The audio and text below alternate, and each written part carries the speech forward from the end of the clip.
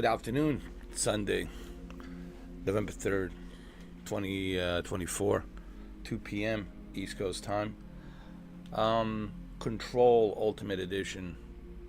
It's something that I wanted to play ever since I finished playing Alan Wake Remastered Edition. And I'm looking forward to this because there seems to be a connection between two games. They are in a same universe. Now, according to Sam Lake, and for those of you who don't know who Sam Lake is, well, Sam Lake likes to drink a lot of coffee. And he is the face of Max Payne. Not the voice of Max Payne. He is a face of Max Payne. However, he also is a writer, a game creative director, and a founder of Remedy Studios. And the guy has won so many awards with Max Payne 2, Max Payne 3, Control, Alan Wake 2. There's some other games as well. So I'm pretty sure everybody knows who Sam Lake is. All right. Now, the reason I'm so excited to play Control, I know that this game was released in 2019, and people are wondering, well, why now after all of these years? Why you feel like you need to play this now? That's because once I understood the universe of Alan Wake and how connected Alan Wake is to Control, it made me even more excited. There will be some spoilers, of course, on this live stream, and I will say some stuff that will spoil Alan Wake for you. So if you don't want any spoilers, maybe you shouldn't watch this. I just want to give you a fair warning, because I will spoil some stuff here. And what's the whole purpose of this agency? And why they call it Control? And what are they controlling? What are they trying to contain? And the game doesn't let you know right out of the gate, hey, this is connected to Alan Wake. It is something you have to figure out on your own. There's clues, there's hints, there's Easter eggs in there, but the way Sam Lake created it, it is like, hey, it's for you to find this out. I don't want to make it super easy for you to understand, hey, that there is a connection between Control and Alan Wake 2, which actually Alan Wake 2 DLC 100% has a connection with this character, this female character, and this whole story behind the Control. So it's all connected within the same universe. All right, now that you know a little bit about why I am so interested in Control, let's click on Control and let's play. Remedy.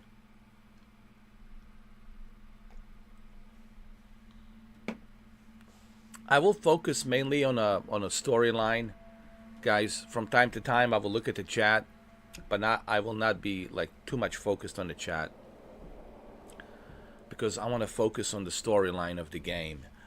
If you guys want to talk to me, we could maybe do like a podcast, live stream kind of stuff. But for this game, I feel like I need to focus, because if I'm talking to you guys, then I'm not focusing on this, which is important. And that's the storyline of this game. And I think people who are watching this, they want to know as well, like, what the connection is between Alan Wake and the Control. So I will look at the chat from time to time, but I'm not going to focus too much on the chat. So please understand that. All right. It's not that I'm trying to ignore you guys. It's just that I'm trying to focus on this game, as I did with Alan Wake Remastered Edition. All right. So just want to put that out there so you guys understand. For the record. So that way I don't want to hear, oh, is he ignoring me? Or no, watch the live stream from the beginning and everything will be explained as to why I'm doing what I'm doing. All right. So now, having said that, let's start with Control.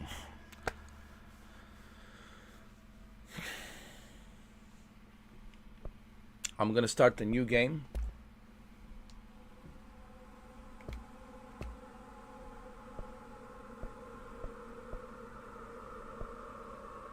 Mute copyrighted music, yes.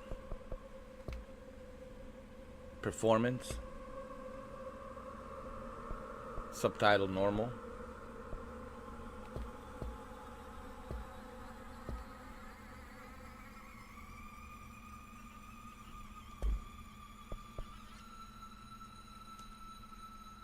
Yeah, I'm gonna start the new game.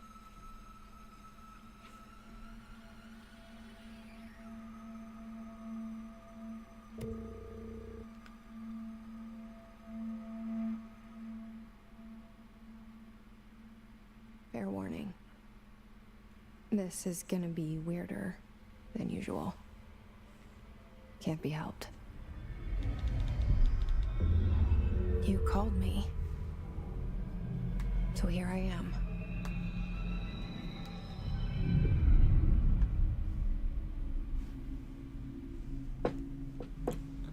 I know I shut you out sometimes. I'm always glad to hear from you. It's just that I get my hopes up. So many times it's led to nothing. I found nothing. It's like we live in a room and there's a poster on the wall. We stare at it and we think that's the whole world. The room and the poster.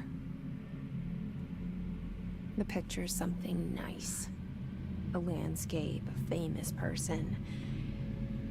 Like in that movie, what is it called? The prison movie. The room's a cell, and the picture, it's different for each of us. It can be beautiful or terrible, but we're all transfixed. But it's all a lie. Something to distract us from the truth. They're lying to us. We're lying to ourselves. The room's not the world. The world is much bigger and much stranger. There's a hole hidden behind that poster that leads to the real world. We all feel safe in that room. But sometimes something crawls out from behind the poster. And the ones that see it happen freak out and try to forget what they saw. I'm here. Why did you bring me here?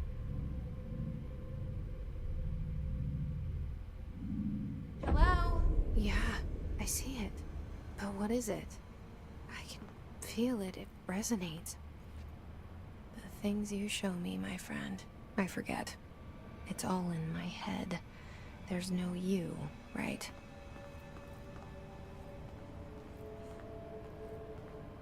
So this is Where's federal. everybody? I need someone to point me in the right direction. Federal Bureau of Control. And she was called here by whom? And for what reason, right?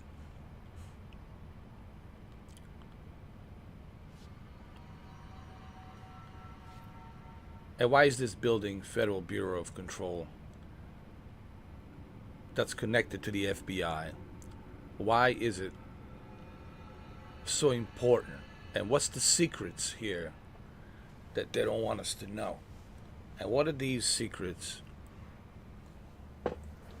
and experiments that might have gone wrong somewhere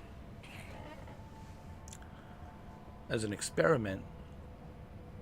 Possibly Liberty Falls in a Pacific Northwest Washington state, small town, where they might have experienced some experiments, and these experiments might have gone wrong. And once you open that Pandora box, right, and once it's out, they can't control it no more. Hence the word control. You know, once the genie's out of the box, how do you contain it? How do you control it? And that's essentially like the point of this game, is the experiments that they were doing here. And again, whether they're trying to, you know, tap into different dimensions, open different portals of different dimensions, and invite different entities. And we have no idea where these entities are coming from and what their intent is, and how they possess the human body and control the human body. This is all very, very, you know, dangerous experiment stuff. And it makes you wonder. Even Sam Lake talked about this. It makes you wonder, like, do these types of experiments exist within our governments, in a shadowy groups of, you know, deep shadowy groups that even our government, you know, it's like on need to know basis. Like they need to, only those who need to know. I mean, you look at Area 51, what is that all about? Like we never really know 100%. We assume, okay, you know, they're working on some new airplanes. It's you know, for that reason, and but we don't know. You know, that there's so much. Look, there's so much weird stuff going on, where people have to say, like, there's too much secrecy, where people have to say, how could this be in the best interest of us, the humans, the people, if there's so much secrecy out there?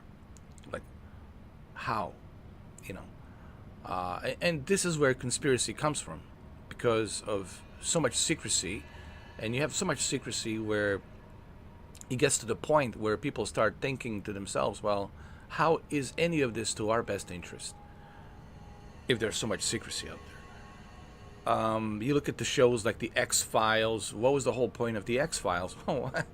Trying to dig up those sensitive documents, right, of secrecies. Like Agent Mulder trying to constantly go out there and, you know, gather the information of what has really happened in Roswell, what has really happened, you know, during that time. Supposedly that the UFO has crashed. But then there's this other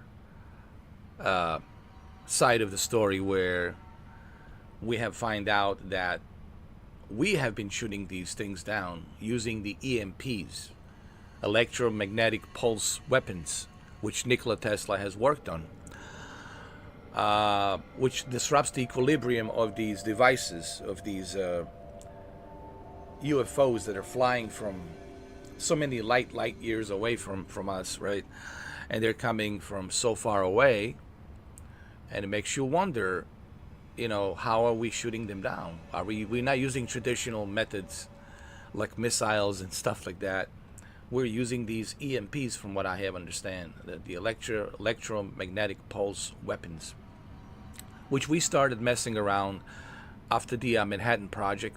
You know, when we detonated the very first atomic bomb in Hiroshima and then Nagasaki, we started messing around with the electromagnetic pulse, which can shut down everything, your cars, electricity. You know, it can shut down the electricity for the entire city. EMPs are very, very, very dangerous tools to be messing around. So there's a lot of things, there's a lot of secrecies, there's a lot of experiments that we don't know about, but you know, this game, it's kind of tapping into that, like inner dimensions, and can we tap into different dimensions? Can we open the different portals? If these beings are able to travel so many light years away, how are they doing that? What type of shortcuts are they using? And what type of technology are they using to travel these distances? Obviously, they're not using traditional methods to travel. So, Control has all of these things in the game that questions the secrecies and all of this stuff, which is more similar to the X-Files. And I think that's what Sam Lake talked about when he did an interview for the Control. He says there's a little bit of the X-Files here, you know, to a certain degree. A little bit of Agent Mulder, except it's a female. It's Agent Scully, if you will, in this case. All right, so let's continue. We'll talk more about this as we go through it.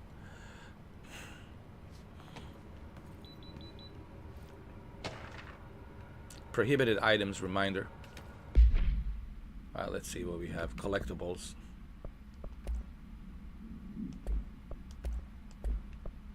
FBC. Federal Bureau of Control.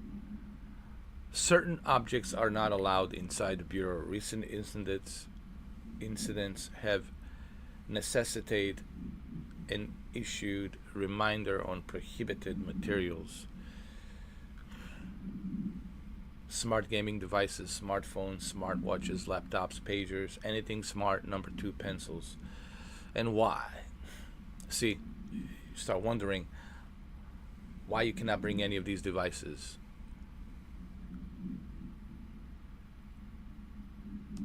Interesting.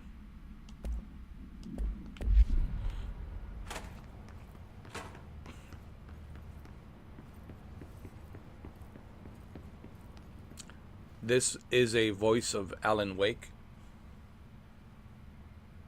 This guy right here. Obviously, the actor who... There's 2 different actors who played the voice of Alan Wake. There's this guy and there's another guy. So, I don't know if you guys knew that or didn't know that.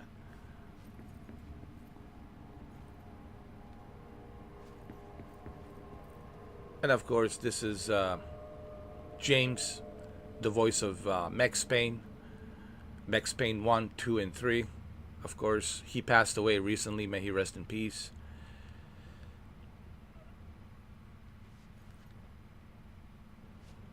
It's still hard to believe that he passed away. Federal Bureau of Control. All these years I've been looking for them, and they were hiding in plain sight.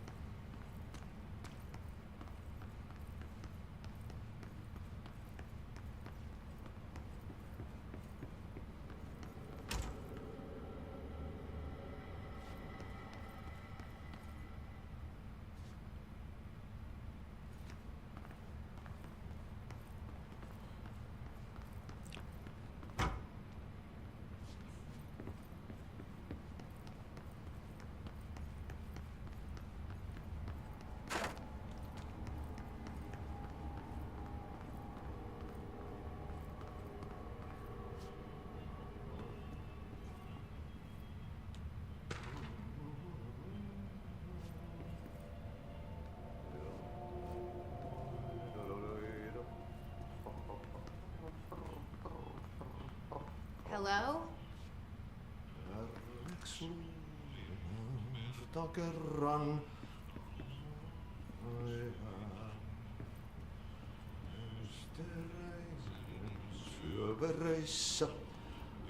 Hey, excuse me.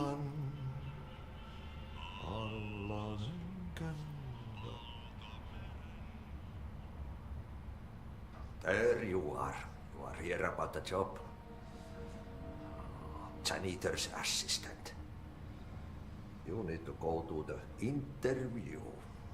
Go that way to the elevator. Thanks. Elevator that way. Got it. Very good. I'm Ahti, the janitor, by the way. You'll work for me. You can say I sent you. If they don't hire you, then you are relevant. There be work for the axe. Take them behind the sauna, jumalauta.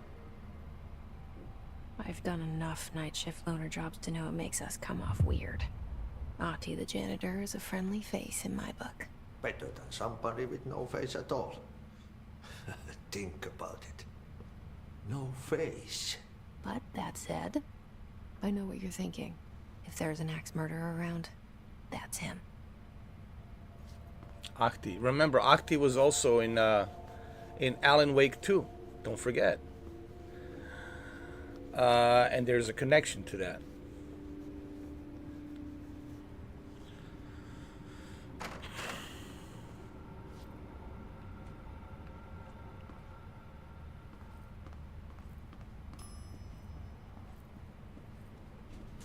There's the elevator.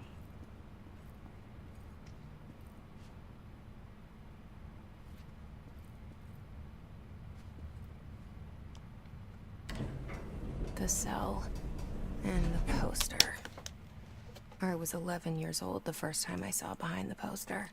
They told me I imagined it. I've been trying to pull it down ever since. Will you help?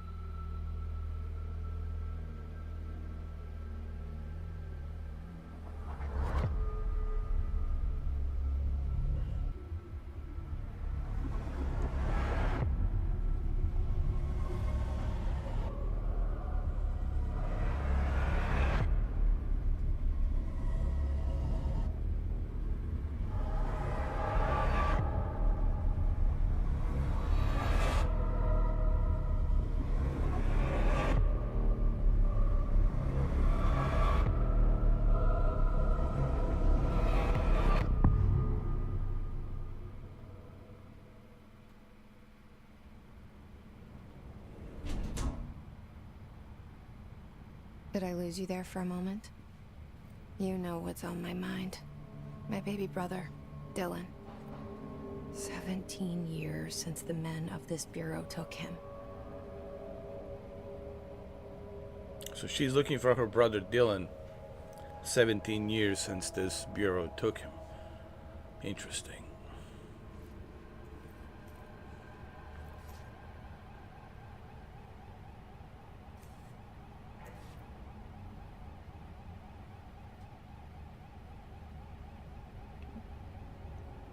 Just for the record, there is a building that kind of looks like this without any windows. It's just a concrete wall. Layers and layers and layers and layers of concrete wall. And it makes you wonder why. In the middle of the New York City, that a building like this would exist. And for what reason? See, these are the questions like, people are asking. It's like, when something doesn't add up, like you have to ask, like curiosity starts kicking in and you're like, why? There's always that question, why? And then people wonder why there's conspiracies. Why do conspiracies exist? Well, because we do notice things, we do see things, and we wonder, question, why? It has to have a reason. I think everything has a reason. Nothing is put there for no reason.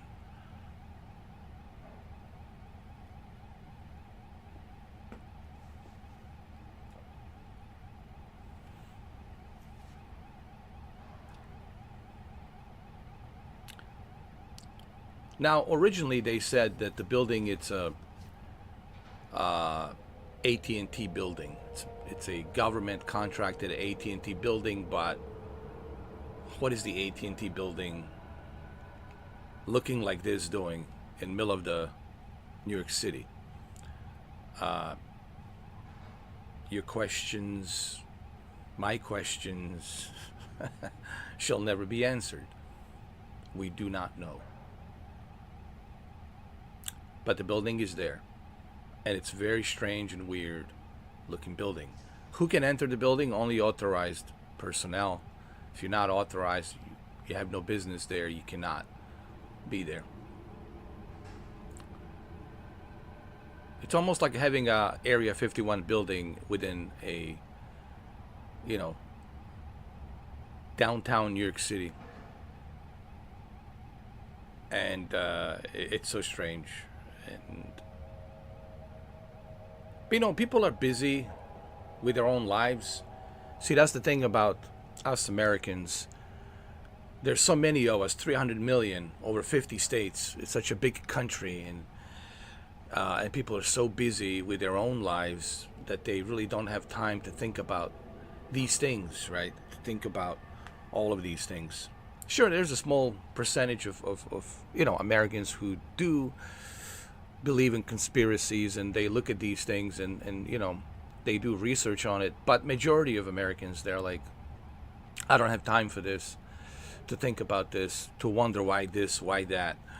I'm too busy trying to run my business or trying to, you know, make money and be successful at whatever it is that I do. So majority of people don't question a lot of these things. They just kind of look at it. Okay, it's a federal building, whatever. It's a contracted with AT&T, and federal employees are working there, and that's it. What purpose? I don't know. Who cares? We don't care.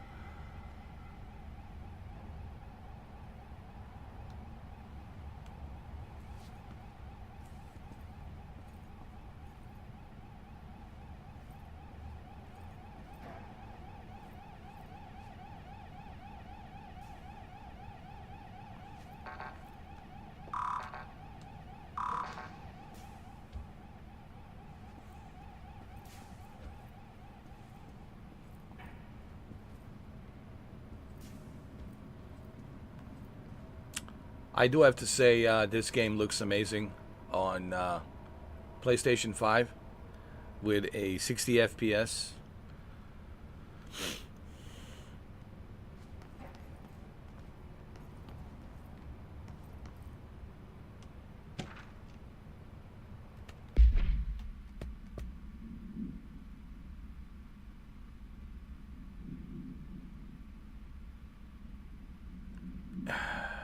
Jesse Faden arrives at the oldest house, the headquarters of the Federal Bureau of Control, to look for answers to the mysteries of her childhood.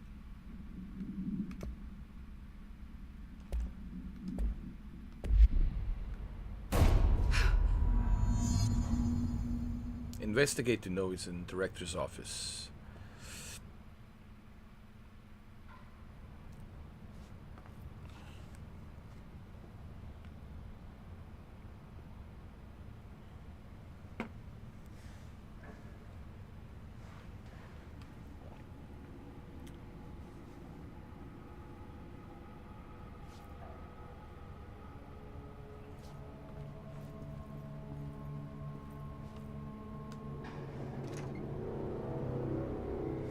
Shit. Shit. He killed himself. You want me to pick it up? The murder weapon? Really?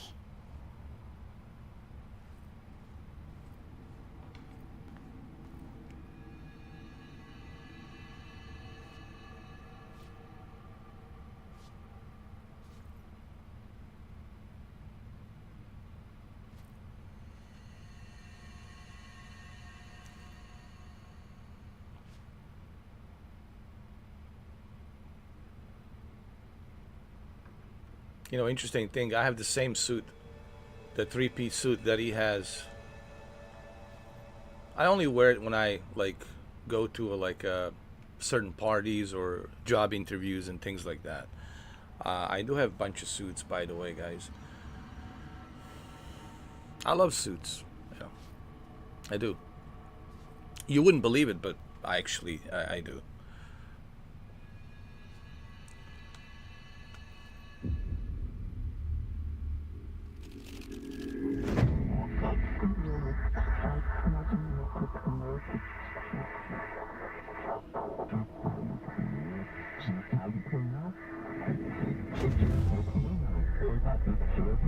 And there goes the poster. Objects of power can cause or be results of AWE's altered world events, intrusions upon the perceived reality. Now, the service weapon is, of course, a prime example of an OOP, a very powerful one. Ingrained in the Bureau's DNA, a key component in our prime candidate program. Come out of that Russian roulette a winner and you're it.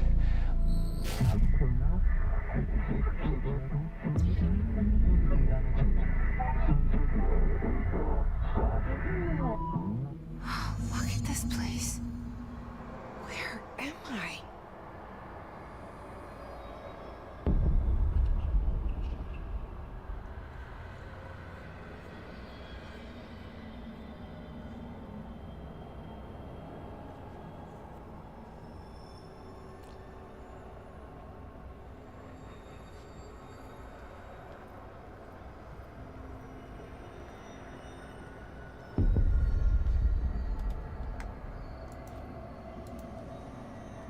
Hey, Jose Shinobi.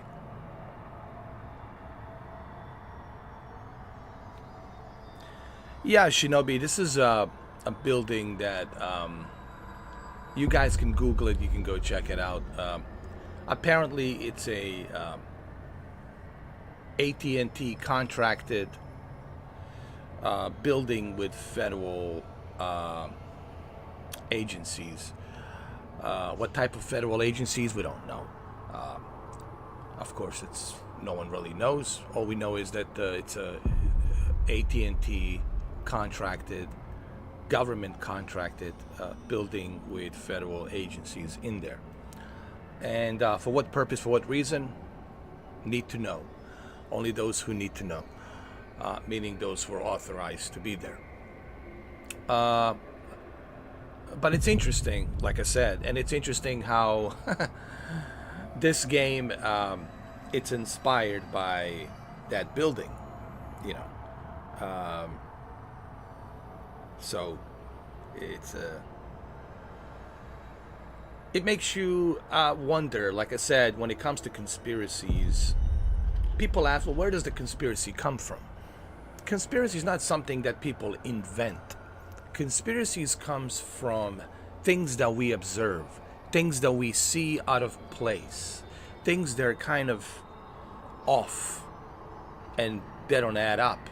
Like this doesn't make any sense. Why X, Y, and Z this? Why 2 plus 2? They tell me it's 22 when I know 2 plus 2 is 4, but they convince me it's 22. You know, it's one of those things where this is where the birth of conspiracy comes from. It's when things don't add up, you know. And when something doesn't add up, then you have to question. Like the Philadelphia experiment, the Montauk Project, right?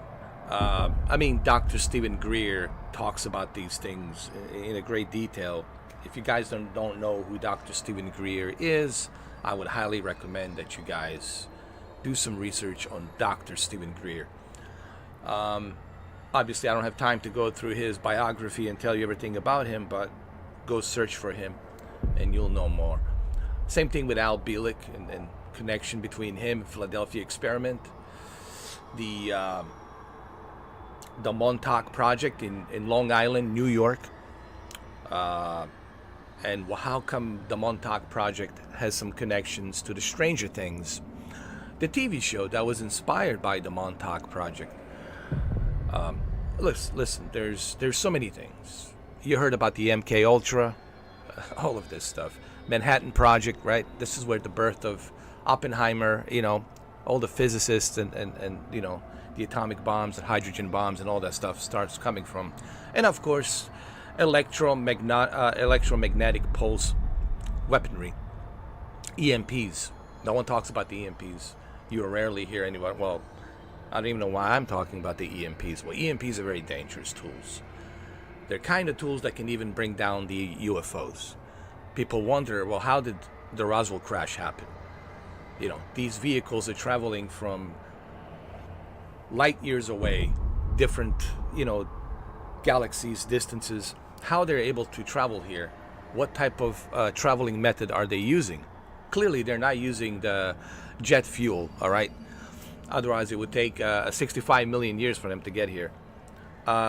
Just kidding, right? But it would take that long, right?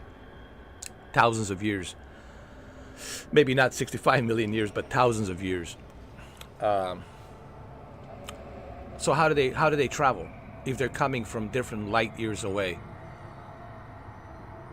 Far away from our galaxies and our star system. If they're coming from a different star system, they're not using traditional jet fuel, all right?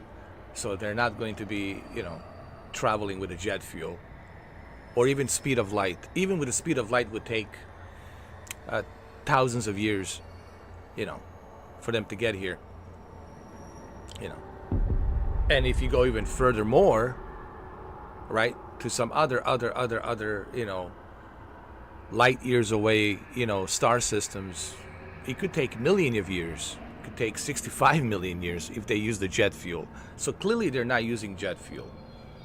They're able to tap in through some different portals, shortcuts, to go from one star system to another star system, right? And for some reason, the electromagnetic pulse disrupts their equilibrium of their vehicles. And this is one of the reasons how we were able to shut them down and bring them down. This is according to Dr. Stephen Greer and what he has dug up and researched about electromagnetic pulse weaponry, EMPs. And EMPs are very dangerous weapons, you know. I mean, they can turn down the power of your vehicle, everything. Internet, satellites, the whole thing. Just turn everything off and bring us back to the Stone Ages. Very dangerous stuff. According to what Dr. Stephen Greer says, he says that these vehicles didn't crash. They know how to navigate through sandstorms. They know how to navigate through star systems. And you think they cannot navigate on our planet with their vehicles? No, they didn't crash. According to Dr. Stephen Greer, they were shut down. After the Manhattan Project and the atomic bombs and all that, we started messing around with the electromagnetic pulse technology. After the Oppenheimer, after the Manhattan Project, there's different projects in the 1950s during the Cold War. And this is where, you know, the Roswell incident comes in. And according to Dr. Stephen Greer, he said that this electromagnetic pulse weaponry was being used that Nikola Tesla already tapped into in the 1930s, and he was totally against it. He didn't want to, like, you know, work on that project. It's one of the reasons why he decided not to work on Philadelphia experiment. He wasn't signed on the Philadelphia experiment, but he decided to quit Philadelphia experiment project because he felt it was just too dangerous, right?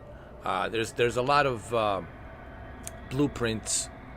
I think close to 300 blueprints that was stolen from, kind of. Now, I wouldn't say stolen, but collected by the federal agencies in New York, in the building where he passed away. That was collected. And what happened to these 350, blueprints that Nikola Tesla was working on, and also what happened to the blueprints in Colorado Springs, where he had his facilities, where he worked on, we do not know. We do not know. All we know is that they were collected by the federal agencies, and what happened afterwards, your guess is as good as mine. Now, you think about that, since 1950s till now, the kind of projects that has been implemented, and let your mind go wild, just for a brief second, let your mind go wild as to what we have achieved, that it's not privy to civilians, that it's not privy to you and I. The things that we have, mind control, time travel, all sorts of different things. Let your mind go wild. And this is where the birth of conspiracies comes from. Even Mel Gibson, in that movie, Conspiracy Theory, with Julia Roberts, talked about it in the movie. I don't know if you guys ever seen the movie Conspiracy Theory with Mel Gibson. It's an old movie, but it's still a great movie. Directed by Richard Donner, who directed Lethal Weapon and other movies, Superman. It's a good movie. It's an old movie, but highly recommend it for you guys to watch it. So anyway, Control, Sam Lake talked about this when I played Alan Wake.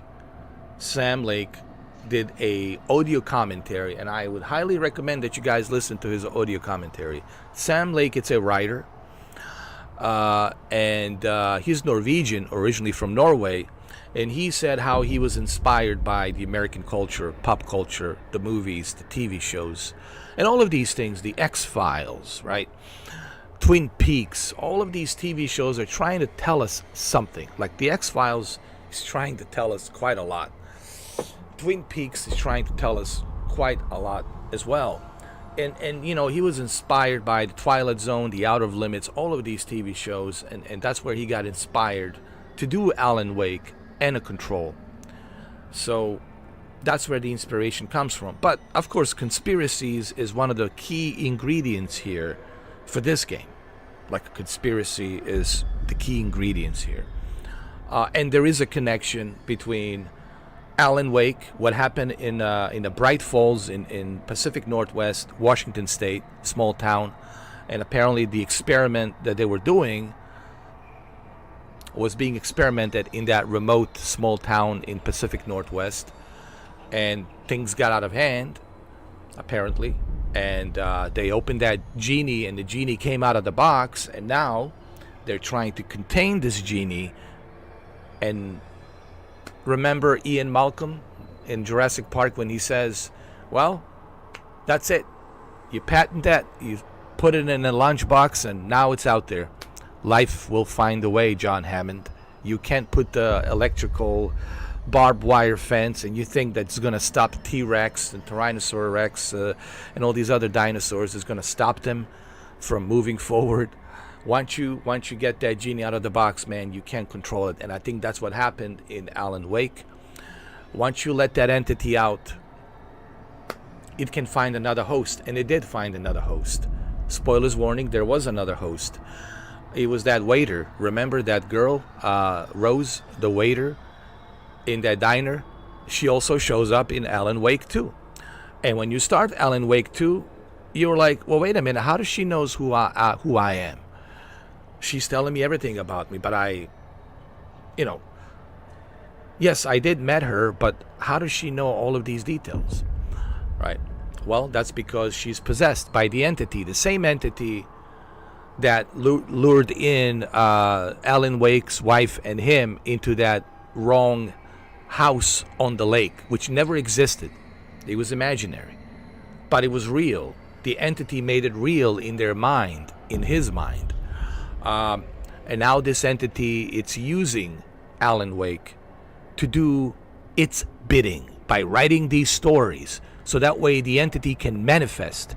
You see, Alan Wake, it's writing the stories, and this entity, it's manifesting this reality by hopping on through different hosts, right? It can choose so many people, right?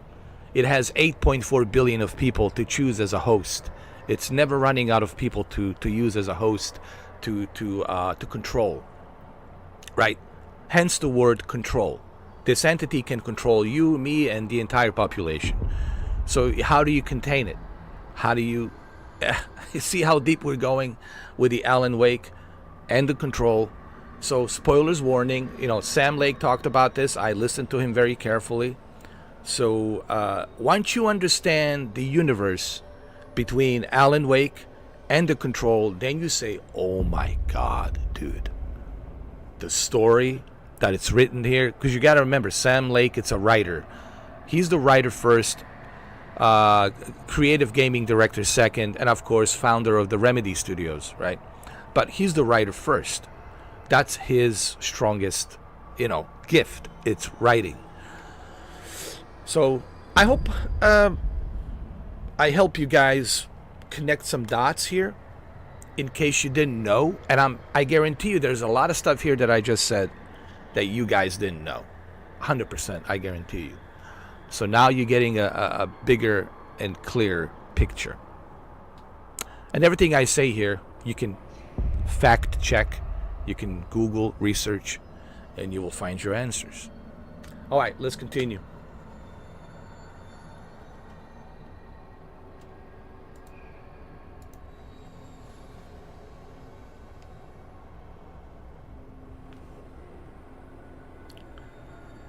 And what is the meaning of the pyramid upside down?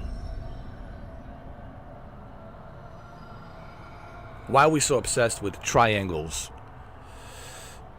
Everything's triangular. Everything's in threes. Why we're so obsessed with the pyramids and one all-seeing eye. You've seen that quite a lot, right?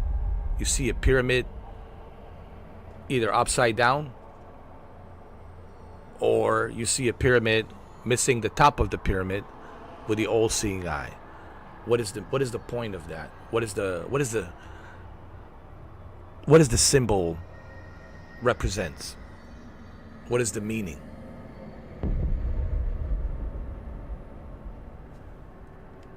So now you see we're going a deeper rabbit hole here.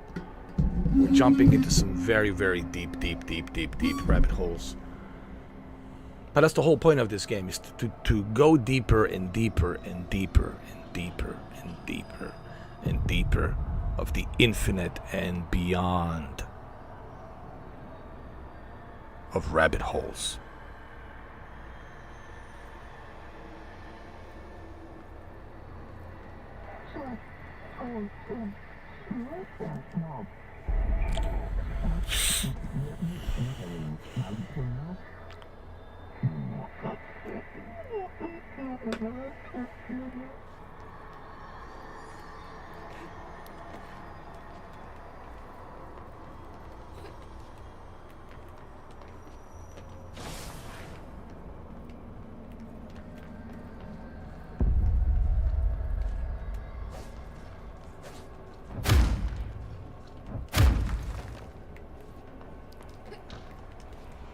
The same gun.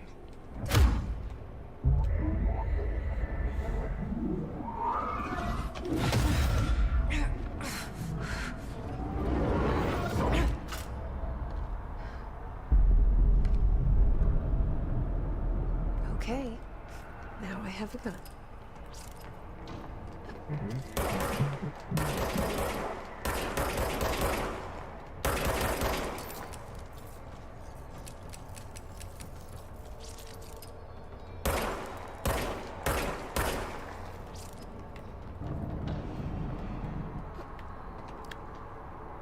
I do have to say, Shinobi, you were right about the haptic feedback and the adaptive triggers on this thing. Haptic feedback, adaptive triggers really runs well with this game. And the PlayStation 5 version here looks phenomenal, I have to say. With 1440p, 60 FPS. I'm not sure if this is PS5 Pro Enhanced. I haven't looked into it, but it wouldn't surprise me if it's PS5 Pro Enhanced.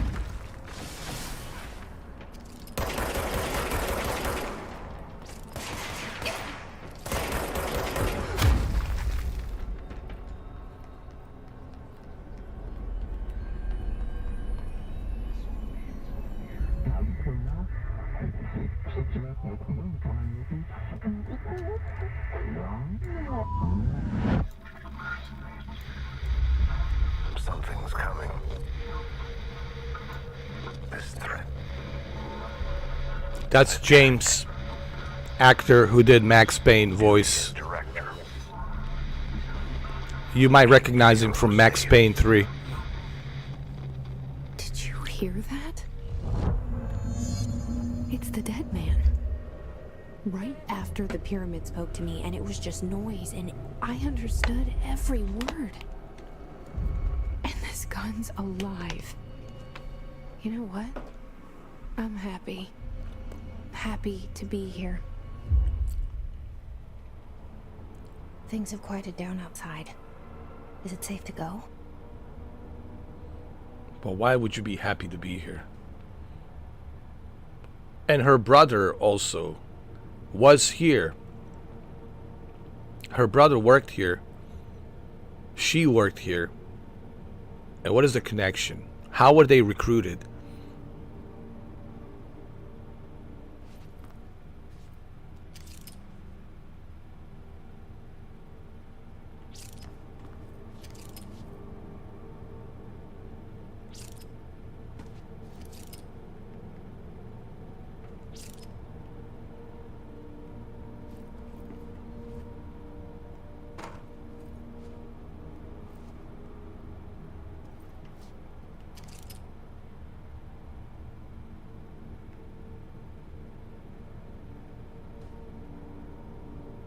Is that Sam Lake with Joe Biden?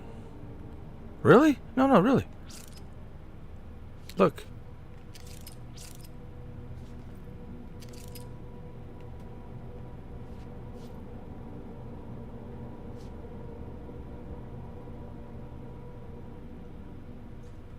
Sam Lake being sworn in. Joe Biden, president, sworn him in. That's Sam Lake.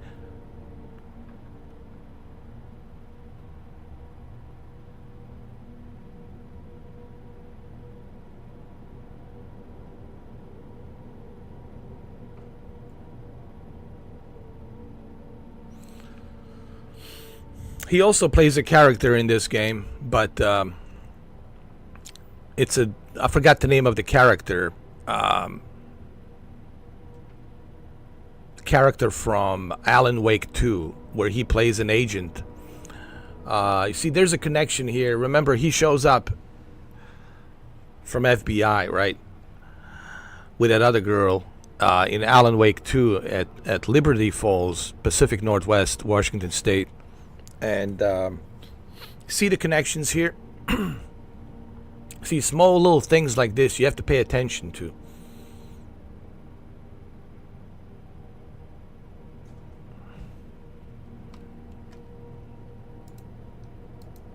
This is why you can't rush through these games. When you're playing Alan Wake 1, Alan Wake 2, Control, you have to focus, you have to pay attention, because you're going to miss very important stuff. Clues, Easter eggs. Certain Easter eggs that will give you some clues as to connection between Control and Alan Wake. Oh, it is a PlayStation Pro Enhanced at the moment, but that could change at any time. I'm pretty sure they'll keep it enhanced. I mean, why not take the full advantage of PS5 Pro? I wouldn't be surprised.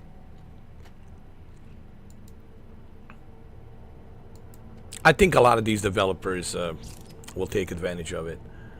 Like I said, one of the Zachariah Trench certificate.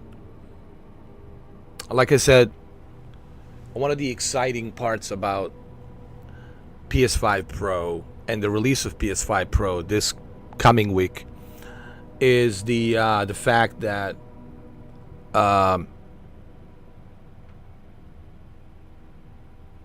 developers will have the ability to take full advantage of the power that the PS5 Pro has, and they will be able to make their games look better, right? They couldn't do it previously. Now they can do it. They have that extra juice. They have the PSSSR technology as well. And with this power that the PS5 Pro has, they will be able to harness that power and make their games look better. Having the PS5 Pro and having developers, make their games look better than they originally was, it will benefit all of us as the PlayStation users. There's no question about that. I mean, you will get a benefit. That extra $200 you're paying for, I think you will benefit because you get to play the best version and the best versions of your favorite games. And I don't see anything wrong with that. I think that's a benefit. How could that be a negative thing? That's a positive thing, right? So that's why you're paying that extra $200, just in case people are wondering. Well, now you know why. You're getting benefit. But how important is that benefit? It'll be different for everyone, like I said. But I like the fact that it's there. PS5 Pro, it's not a necessity. It's an option. You can still enjoy your games on the regular PS5, PS5 Slim, right? PS5 Digital, PS5 Original. But I like the fact that there is an option.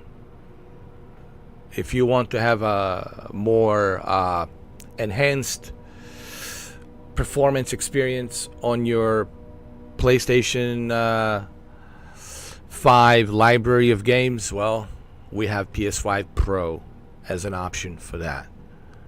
And I like that. I like when there's an option.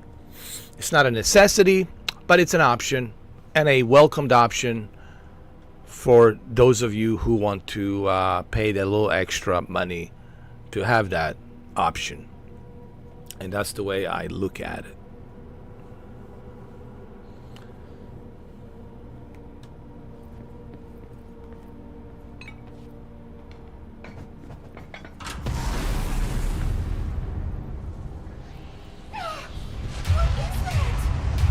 You can't let this happen. You can't let this happen. You can't let this happen. You can't let this happen. You can't let this happen. You can't let this happen. You can't let this happen. You can't let this happen. You stopped it. You. Oh, thank you. That was horror.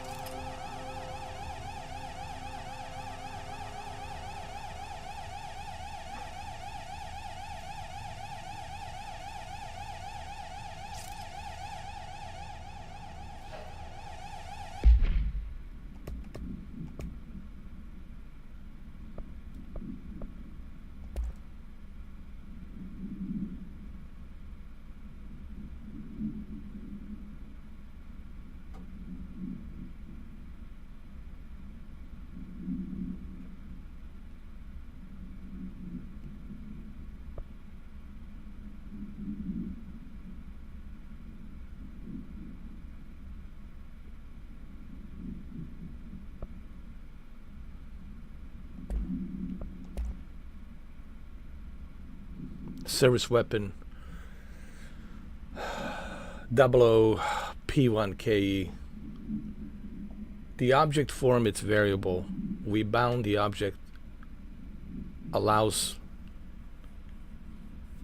para-utilization to this object must be bound by individuals seeking the role of the object will determine whether the object was discovered inside the oldest house in the room that is now used as the director's office. The popular hypotheses many forms throughout history.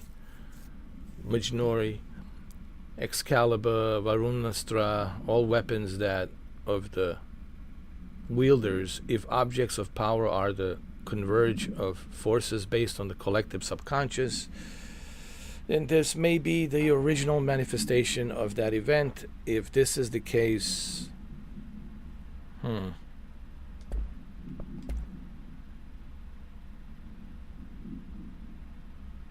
while pending any notifications of death related to the Willow AWE, please adhere to the following guidelines.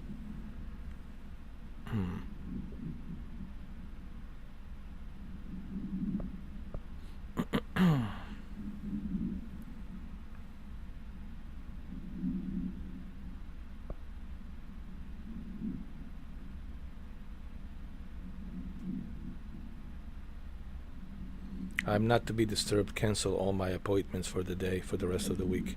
I can't trust him. Barbara, not a single one. Trench. Objects of power. We already seen this. Objects of power can cause or be results of AWE's altered world events, intrusions upon the perceived reality. A side note, remember to cover their connection to the astral plane as well.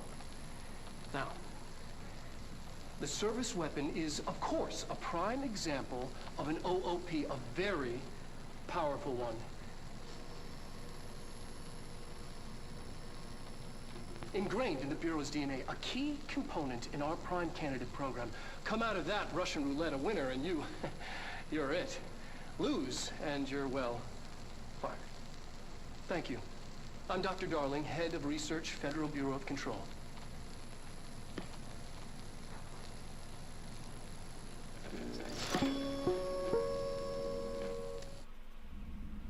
Did he say altered weapon reality? Hold on. Objects of power can cause or be AWEs, altered world events.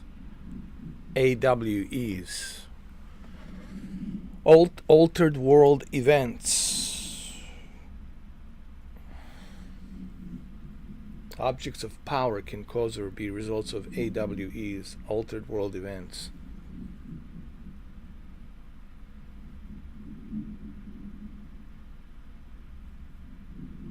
See, now it makes you wonder if this objects of power were being experimented in the Bright Falls, in the Washington State Bright Falls, where Alan Wake took place. Makes you wonder if they were messing around with these AWEs, and then you wonder why in the first game you see a lot of FBI agents out there. Why they were there? Why they all showed up there? For what reason? Right? And now we're starting to see a bigger picture what that reason is. Altered world events through different realities, different dimensions. And these objects have the abilities to tap into that, I guess.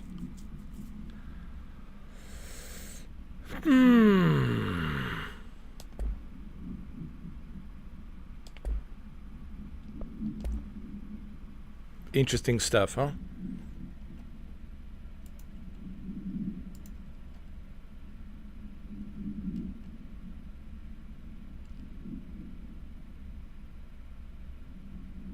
This is Mr. 4K for President 2024. Where here's the thing, I could never become a president. And I know it's hard for you to believe this, guys, but I wasn't born here. I was born in Bosnia, Sarajevo, so I'm not a naturalized... I'm a naturalized citizen, but I wasn't born here. So the only office I could go to and to be elected, the highest office I could be elected is the governor. Like, the governor is the highest office I could be.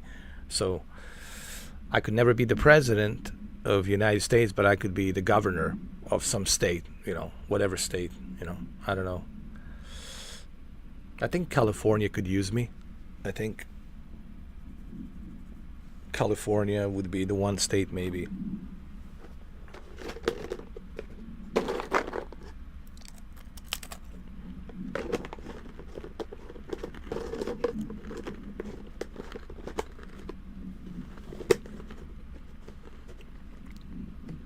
And then people say, well, how is this possible? I mean, you have no accent. Well, you have to remember, when I came here, I was a teenager. I was very young. When I first got here, sure, I had some accent. But after 30 plus years, the accent is gone. Well, that's also because I'm a good actor. I'm good with voices, you know, so for me, it really wasn't that difficult to mimic. If I can mimic voices, then the accent, it's not a big problem for me. You know what I mean? That's because of who I am as me. Don't expect every Bosnian to talk like this. Obviously, they're not.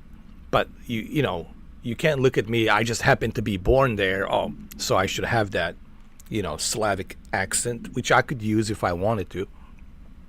But I'm simply saying is, I don't have it because I'm just that kind of a person that I can adapt to the environment and the voice and the accent. You put me in Mexico for 30 years, I'll speak that Mexican so fluently, you'll never know that I was born somewhere else. You put me in Japan for 30 years, and you'll never know that I was born somewhere else. So that's just me, you know. But thank you for that, Jose. But the highest office I could go to, it would be for the governor. I could never run for a president because I wasn't born here.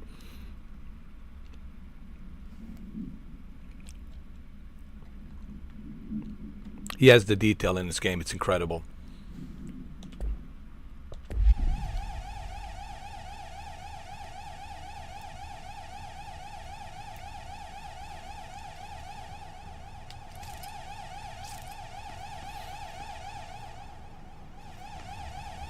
What does it say here? Multiple containment breaches detected. All right.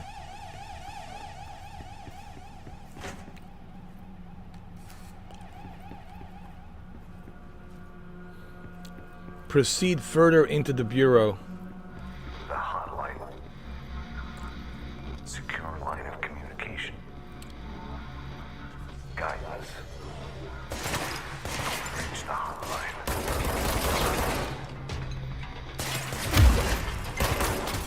Hotline. Says the dead man.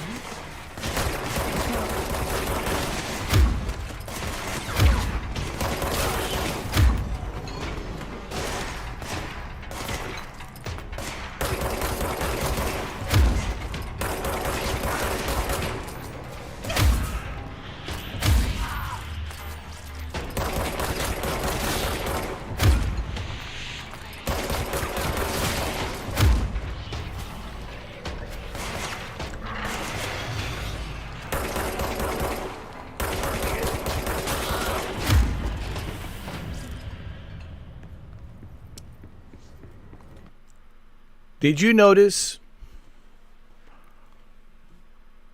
how those two bodies that were floating up above right here, they were used as a host to control the others? You guys seeing similarities between this and Alan Wake?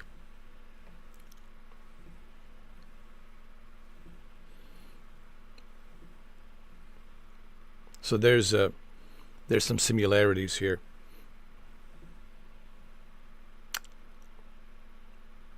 And this object and the AEWs.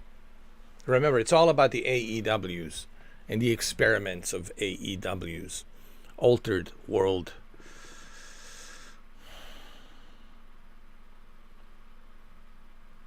Events. AWEs. I'm sorry, AWEs. AWEs. Altered world events. Altered world events. AWEs. AWEs. I'm sorry. It's the altered world events. With this object, objects do have certain meanings. Oh my God, here we go. This is actually true. And you can look this up. This is not coming out of my mouth. This came out of Buzz Edwin Aldrin. Buzz Aldrin, you guys know who he is, right? He landed on the moon with Neil Armstrong and the other guy, right?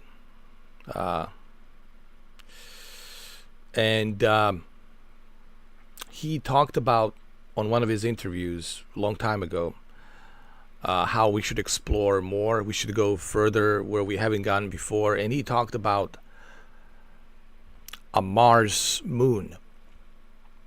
And on the Mars moon, they discovered this monolith. And this monolith, he says, well, who put it there? That's what we need to find out. And he says, well, universe put it there. God put it there, whatever you want to call it. And you look at the significance between 2001 Space Odyssey, right? And the monolith in 2001, Stanley Kubrick, Arthur C. Clarke story about the Space Odyssey 2001. That has to deal with two things: dawn of humankind, birth of the planet, Homo sapiens, space travel, humanity, artificial intelligence, and the monolith. What is the monolith? The birth of new life, a birth of the new planet. And what is the monolith represents? The God, the universe. So there's all of these themes in 2001 Space Odyssey. And you look at 2001 Space Odyssey, and we're talking, what, 1960, when it was filmed, 1968, 1969? Long time ago. It's an old movie. But the movie still holds up, even to this day. And there's so much in that movie that I watched it recently. I have the Christopher Nolan's remastered version, Dolby Vision. I have it, and I watched it recently. And every time I watch that movie, I find more and more clues, more and more Easter eggs to certain things, like connecting the dots, right, about the monolith. And we have seen recent activities with monoliths, right? No one talks about them anymore. They showed up here, right? They showed up there in certain states, and they're there. And who put them there, we don't know. Who has that type of ability to climb up all these mountains and put in very isolated spots? No fingerprints on them, nothing. No traces of footprints that someone put it there. How was that thing placed there? And then they disappear. And then we have these monoliths on the moon, of Mars moon. Buzz Aldrin talked about, and no one talks about it. So what does that mean? What does these monoliths mean? These objects. What are they trying to tell us? What is this? And I think that's the question that the curiosity that we should have as humans. Like, what is the universe trying to tell us by placing these objects in these different parts of our solar system, next to these planets, next to onto these moons? And believe it, there's objects on the moon as well, especially on the dark side of the moon. But don't expect the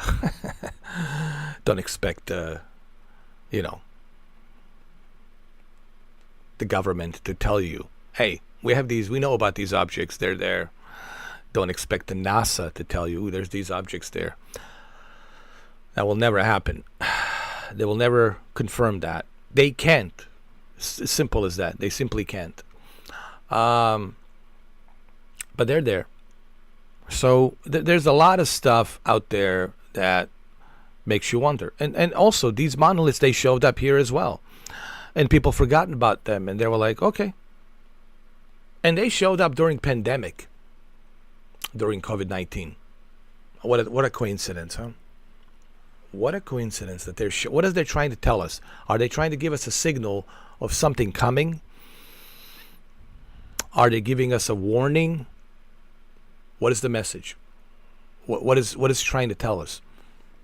It's clearly trying to tell us, and we have to decode the message, whatever that message is. What is the meaning of the message, right? Because you're looking at just an object, and so what is this object? Can I telepathically decode the message that this thing is trying to give us? Telepathically, telepathy, right? So there's a lot of stuff out there, guys. The world, the universe, it's much stranger than you think. But the thing is with people is they're too preoccupied with their lives, 9-to-5 jobs, watching porn, watching sports, playing video games, watching movies, doing other activities, goofing around. All of that, it's fine and dandy. Have fun. You're supposed to have fun. You're supposed to enjoy life. Clearly, you're supposed to do that and have a good time. But that's the thing. People are so preoccupied with all these other things, all of these other activities, that they really don't think about outside the box. They don't really think about the universe. They don't think about some of these things that I just mentioned here. That's what I think that's one of the misdirections that powers to be, they're keeping the secrets, are hoping that we are too preoccupied with, Pepsi versus Cola, vote for Pepsi, vote for Coca-Cola.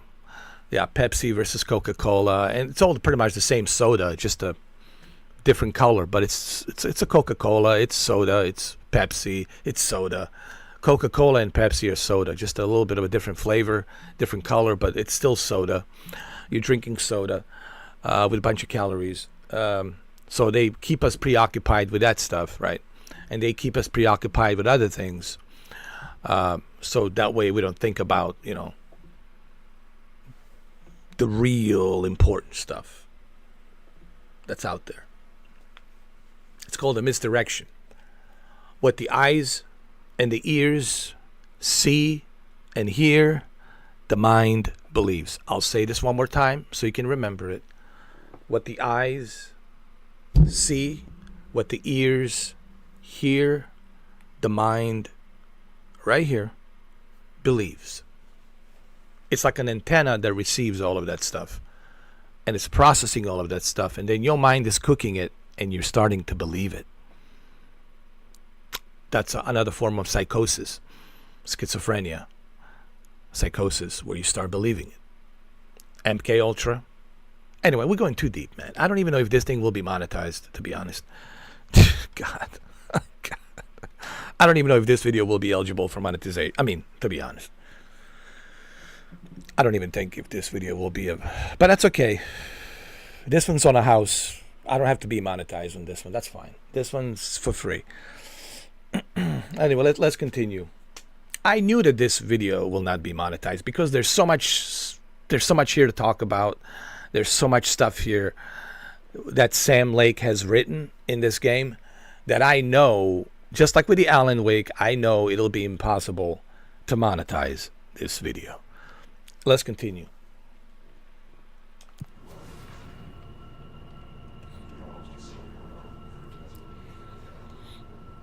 Sam Lake, excellent writer. He won so many awards. A smart guy. I definitely recommend that you guys watch his interviews.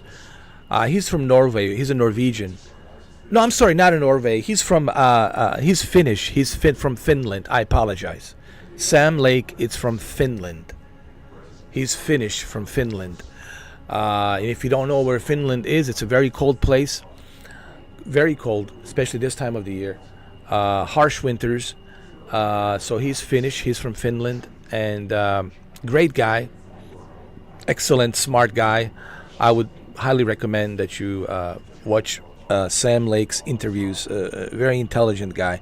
And he's a writer. An excellent writer, smart guy.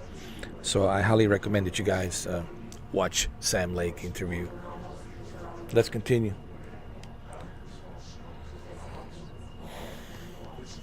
Central Executive. Let's go there.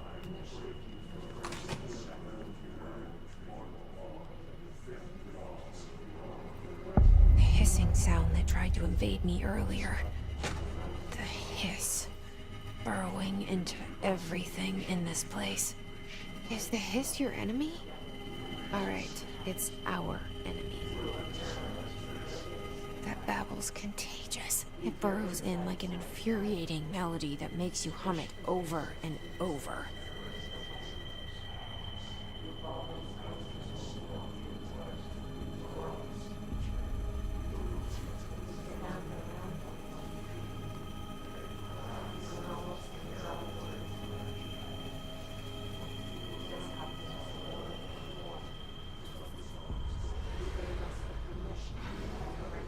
The pyramid upside down.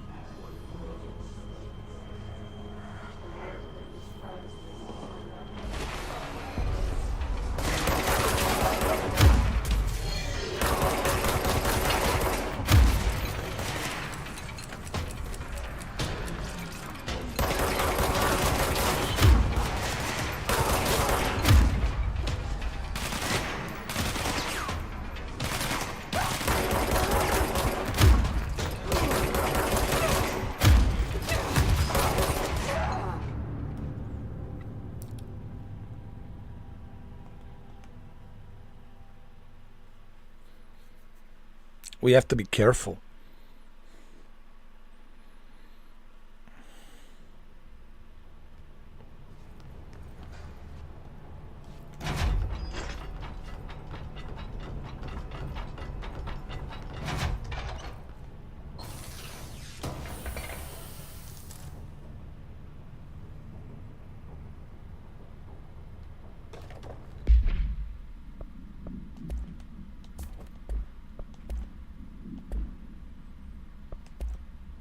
Don't forget, we'll be able to upgrade our weapon as we progress throughout the story. We'll be able to add some additional parts here.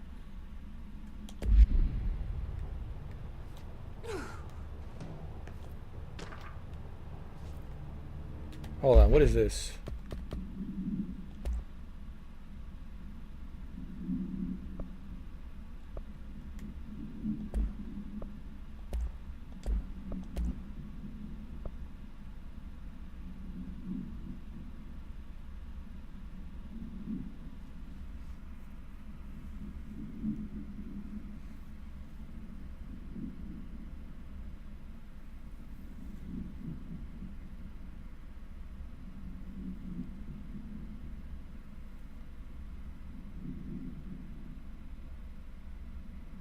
My team is getting pretty sick of duds.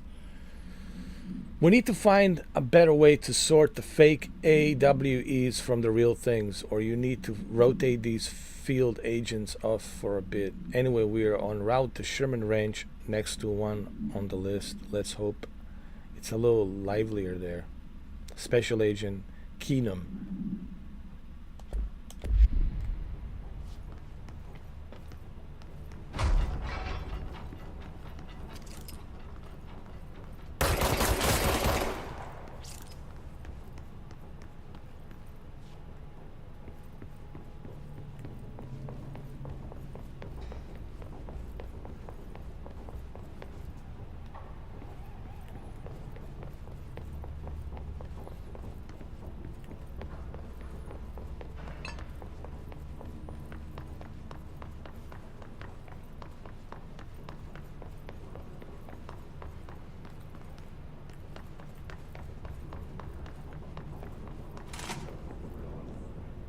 Hissing sound that tried to invade me earlier.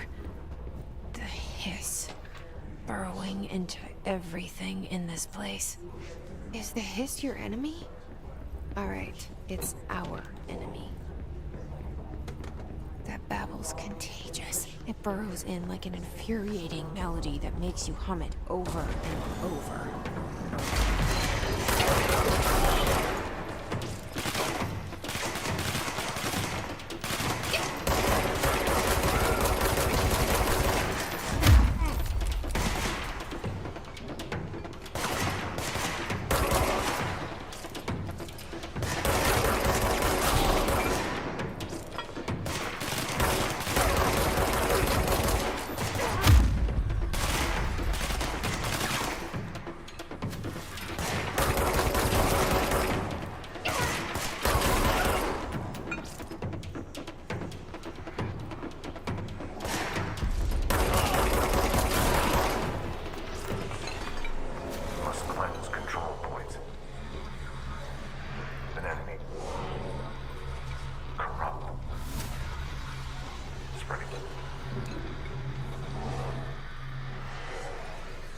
Cleanse the control point. What does that mean? Help me fix it.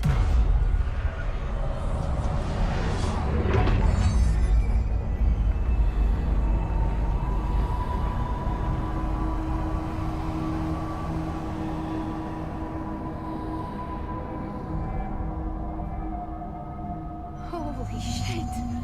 You did it! We did it! Hello? Can you hear me?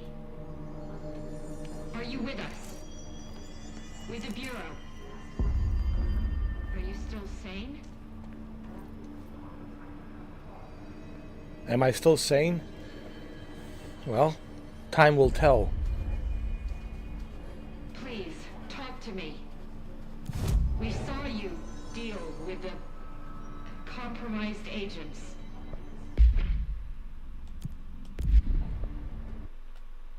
I can fast travel. That's cool.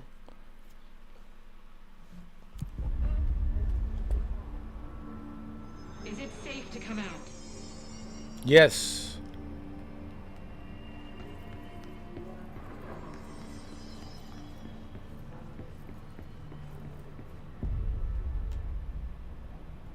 I can't tell you how happy I am to talk to somebody sane. The feeling's mutual. Yeah, I'm Pope, Emily Pope, Dr. Darling's assistant. My turn. Should I lie? Jesse Faden. I'm just visiting. I should have lied. Oh, shit. You're the new director. Hold on. We're coming out.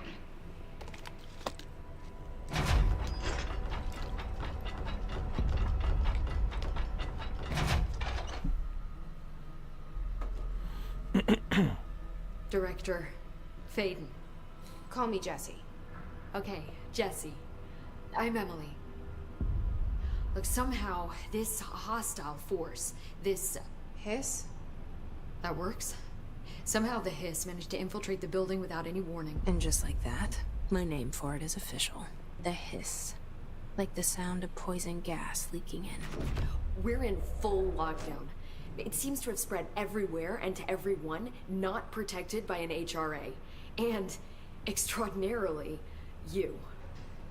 You are the director, and that makes you special by definition. Trench is no longer the director, obviously. I'm sorry, I'm talking too much. This whole situation is just a lot. Trench is dead. Shot. Ah, I found his body. And the gun. Do I tell her it looked like a suicide? the service weapon. Also, and this can sound crazy, but he keeps appearing to me, saying things. It's hard to make out, but he told me to cleanse the control point, push the hiss out. The whole room shifted around. You did that? And you entered the building when it was already in the lockdown before you became the new director? How? I'm not ready to tell her about you yet. A janitor let me in. I love it. This is fucking unbelievable. I can't even... Look, Jesse, I have a million questions, and you probably have a million more. Like, do you know my brother Dylan? Not yet. But there's something I need to ask you to do first. If you can cleanse a control point, then you can maybe cure those infected or possessed by the hiss. Because if that's possible, our options are very different. Emily Pope. I don't know her, but I like her already. She's the opposite of the faceless agency I've blamed for what happened to me for so long. But I can't trust her yet. Or rather, the Bureau she's a part of. Yes. I can try. I'm speaking for you, of course. We can try it together. Okay. You with me?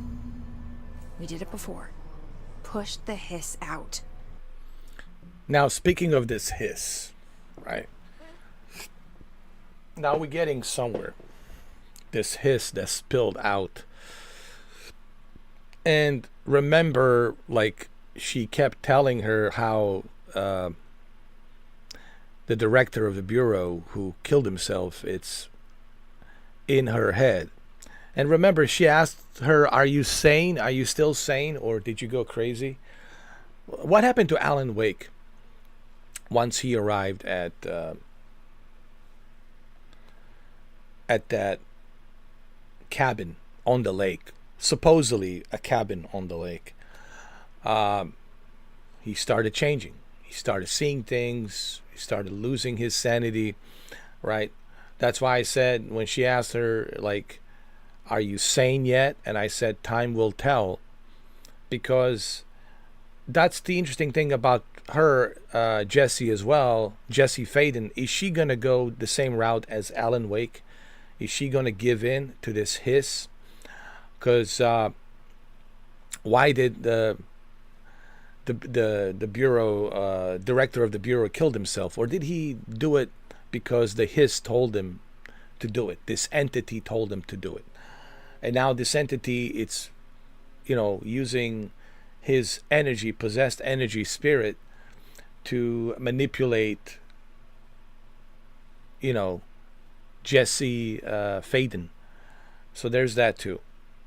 Who's the janitor? The janitor? Okay. Janitor is a very unique individual. Now, think of him as don't think of him as a janitor, like, oh, just a janitor, just another janitor. Think of what he's possessed with. All right. It's just he happened to be a janitor, so no one will really look at him much because he's just a janitor with a Walkman and a headphones. So this janitor shows up in Alan Wake as well. Now, I'm going to say something that it's going to be a spoiler. Okay, for those of you who haven't played Alan Wake 2, spoilers warning. Okay, janitor that shows up in Control, and the same janitor that shows up in Alan Wake 2. After that talk show that Alan Wake was presented by, remember, he was in a talk show, and they asked him about the book. You written this new book, Alan? And he's like, no, I didn't. No. And then this guy shows up, the janitor, again. And what's so unique about the janitor is the same entity that was manipulating the Bright Falls and that lured in Alan Wake when he was going to the diner to get the key. Remember? He got the key from that lady, right? That lady that looked like a Black Widow, because she's dressed in black, she's a widow and an older lady, and she gave the key supposedly to this cabin on a house, this cabin on the lake that never existed. See, there's a cabin on the lake which never existed, but in his mind, his mind, hissing sound that you hear, it's the entities. To him it was real, to his wife it was real. Remember, when he came to the diner, and now why am I telling you this? Well, there's a connection. When he came to the diner in the Bright Falls, he was looking for a person to give him the key to go to the cabin. But instead, he met this other lady that gave him this key to this cabin on the lake that doesn't exist. And so what's the connection between that lady and the janitor? Remember, the entities can host all different kinds of bodies. They can become a host. They can possess and host They can possess your body and host. They can like possess Jose's and have Jose act kind of strange, and they can possess Shinobi and act kind of strange. They can possess anybody, whoever they deem to choose to possess, and they can do it while you're sleeping. And then when you wake up, you're a totally different person now, and you don't realize. So these entities, once they're out, right? So this janitor is possessed by his entity, and they call it hiss because it's always hissing. It's always around you. You hear it. So this hiss entity, this is why they're in the shelter. They're in the shelter because for some reason they cannot enter inside the shelter, these entities. And that's why the building is designed the way it's designed, with all these specific concretes, without windows. That's because they don't want these entities to get out and go out into the city, obviously. As you can imagine, if they go out in the city, right? So that's why the building is designed the way it's designed. So this hiss, it's an entity that also escaped due to the experiment gone wrong in Liberty Falls. And that's where the connection is between Alan Wake and this. So I'm like giving you some spoilers here, so that way you understand that the entities that Jesse is starting to deal with are the entities that are very hard to contain. We also learned that they don't like the light. The less light, the better. And of course, that was the one case in Alan Wake. So it's an entity. But where does this entity come from? How do they tap into this entity? And I think we'll find out once they open that Pandora box, once the genie was out of the box. They couldn't contain it. They couldn't control it. And what are the odds that Alan Wake 2 starts off in New York City? I mean, I don't think it starts off, but in the beginning, it's a Liberty Falls, right? We learn about that FBI agent, and then it goes back to the city. And Alan Wake 2, it's in New York City. But why New York City? Well, this is taking place in New York City as well. And see the connections. Like, I'm trying to give you some clues here. I'm giving you some spoilers, but I'm also giving you some dots to connect. You know, it's not a coincidence that Alan Wake 2 it's in New York City, and not in Liberty Falls, and it's also not a coincidence that this is in New York City, and it's on that building that looks very strange. And why it doesn't have any windows? Why all these layers of concrete and concrete and concrete? Well, now we know why. Because of this entity, hiss. It also goes back to the Quantum video game. That's also Remedy's video game, Quantum. What are the connections there too? Well, that's something that I need to play as well. You know, we can learn more about the possible connection between Control and Quantum and Alan Wake. There's another game that was on Xbox called the Quantum Remedy, which I might play as well. I hope you guys are not like confused or lost like with some of the stuff that I'm telling you. I'm trying to like do the best I can not to make this confusing. You know, okay, think of it like like exorcism, like entity, demonic entities, whatever you want to call them, right? Whatever you want to use terms, right? And they're possessing you, and they're possessing populations, and populations changing. They're acting strange. They're doing all of these crazy things, very evil, demonic things, and you're starting to wonder what's going on with the world. Why everything's so weird? Why are people acting weird? Why they're doing these weird things, right? What's going on? So that's in a way, what the control it's trying to tell us, that, hey, the genie's out of the box, the Pandora box is open, we do not know how to contain this, other than just try to, trace it and find it and control it as much as we can. And hence the word control. I'm pretty sure you guys are confused right now, but that's okay.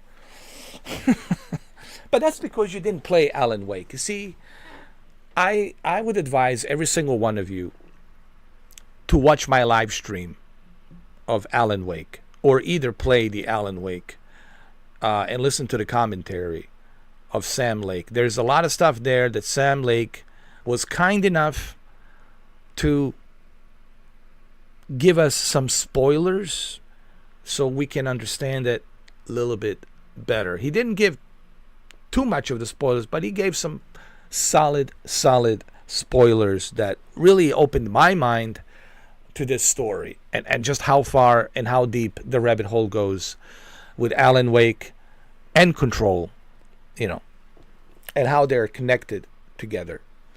So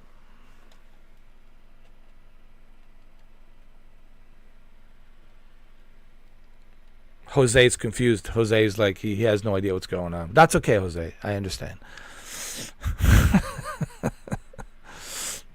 John Travolta said that in Swordfish regarding misdirection. Yeah.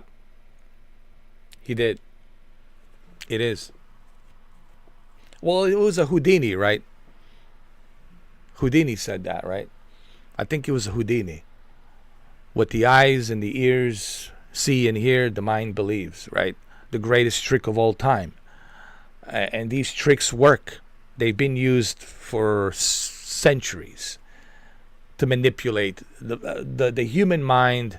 It's so easy to manipulate, especially when you were younger, right? When you were a kid, when you were a child, when you're growing up, it's so easy to manipulate, and it's so easy to brainwash. It's so easy to have you be programmed to think a certain way. It's really not that difficult to do that, and we have been doing it. Powers to be have been doing it for a long time, and it's so easy. It's so easy. I don't think people realize how easy it is to manipulate. Not everyone, but majority, very easy.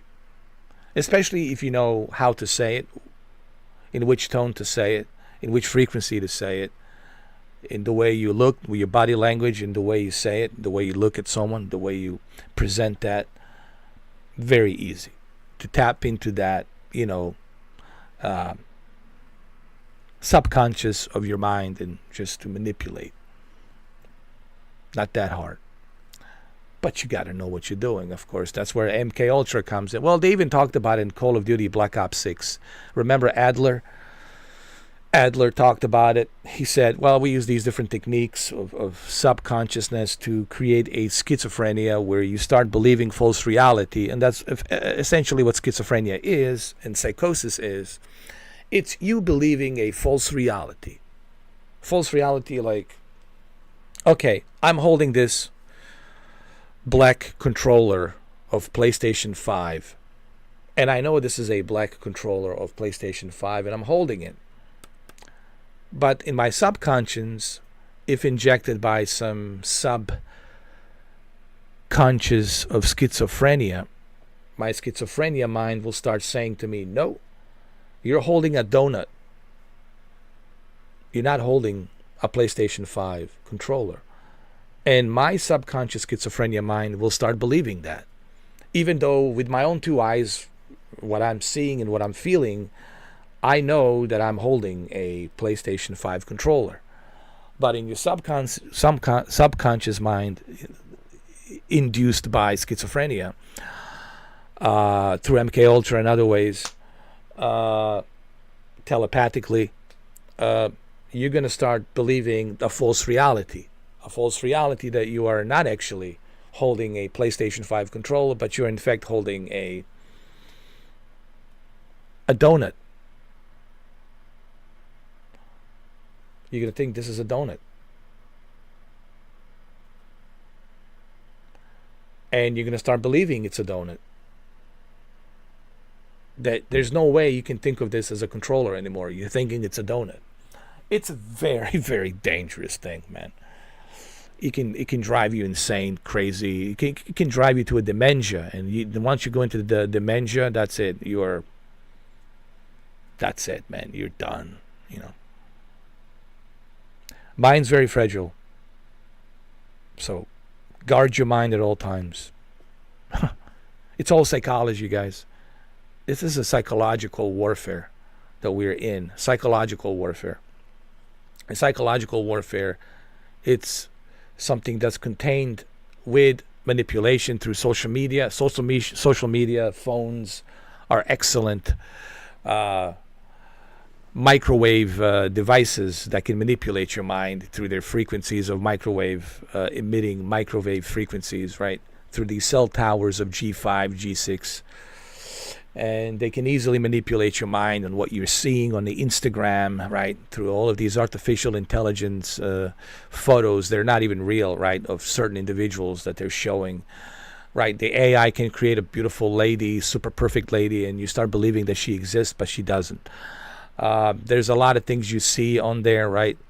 Through the social media where you start believing and being brainwashed that this is real, this is not real, this is real, or this, what is real, what is not real, what is reality, what is not reality, and then you start going to a madness of anxiety, panic attacks, and schizophrenia, and bipolar disorder, and psychosis, and all sorts of different things, mixed emotions, anger, laughter, you know, paranoia, paranoid. All of these things come together. Now, if you know how to guard your mind, if you know how to train your mind. See, I've done my research on this. I know how to guard my mind. My mind is like a dome. Can't penetrate it because I'm aware of all of these things. So there's nothing you can throw at me that will control me. Meaning you cannot possess my mind because I already know all the tricks that are being used. I'm very familiar with all these tricks. But those of you who are vulnerable, well, you are vulnerable. And you could be easily manipulated. All right, so I think we went too deep on this. Too deep, very deep into this. And I don't even know if this video will be monetized. I think YouTube, Google moderators are watching this very carefully. Like a hawks. They're watching, they're like, all right, Mr. 4K, you said enough. Mr. 4K, you said enough. Move on with the video game. We are going to shadow ban this live stream. No one will find it, ever. Ever. Even in Tanguzia, they won't be able to find this live stream. Let's go. And that's okay. I know this live stream will be shadow banned. I get it. I understand. We're talking about a lot of stuff here. And you know, Google doesn't like it. Hold on. I think I'm already shadow banned, to be honest. So it doesn't really matter. I've been shadow banned a long time ago. So, you know.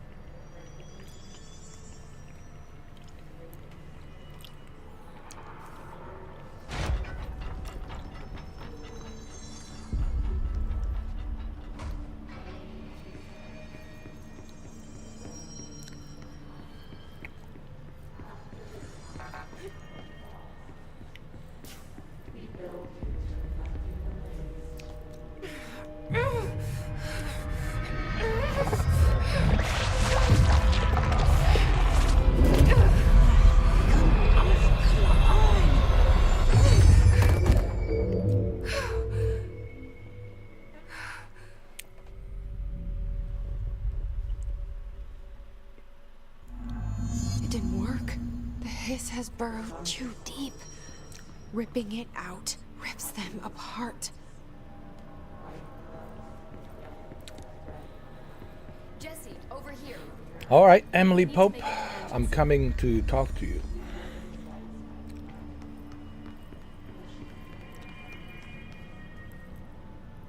I can't cleanse them. I saw. It was worth a shot. Thank you, Director. Jesse. I'm gonna tell her why I'm here. I'll risk it. Listen, the Bureau was involved in an incident in my hometown, Ordinary, 17 years ago. The Bureau came in and covered the whole thing up. I've been looking for this place for a long time. That's enough. Maybe that's too much already. I can't tell her about Dylan and the rest yet. I've seen mentions of an Altered World event case dealing with Ordinary. You were at Ground Zero as a child? It was one of the big ones, and before my time. And very classified. I can try to dig out some old files for you. My boss, Casper Darling, would know, but he's missing. I think he knew this was coming, or suspected. He came up with the HRAs, the Hadron Resonance Amplifiers. I think they're what saved us. Or a few of us. And Director Trench would know. Trench, the ghost, or whatever he is, he mentioned something called the hotline. Said I should find it. It's another object of power, like the gun, an old Bakelite telephone. A direct line of communication between the director and the board. Maybe he can talk to you more clearly through that. I mean, Trench has years and years of experience. He might know how to destroy the hiss. Where is the hotline? It's kept in the communications department through the mailroom. It's part of this sector, so we can access it even with the lockdown in place. We'll get the door open for you. Okay, that's my next stop.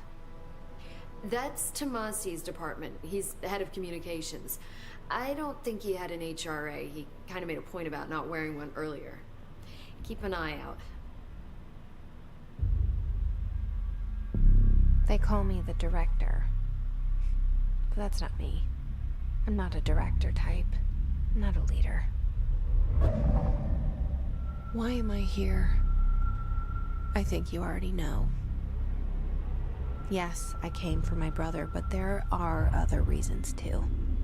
I said I was looking for answers, but I might never understand them.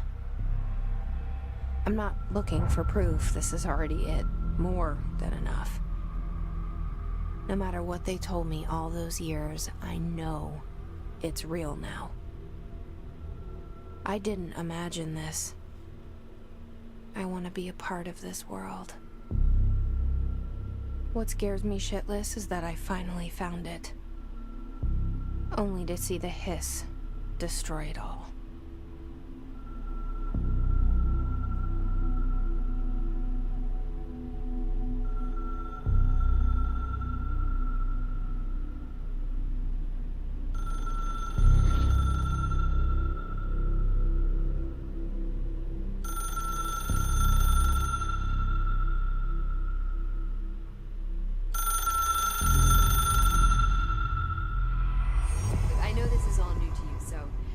To ask me anything you want to know.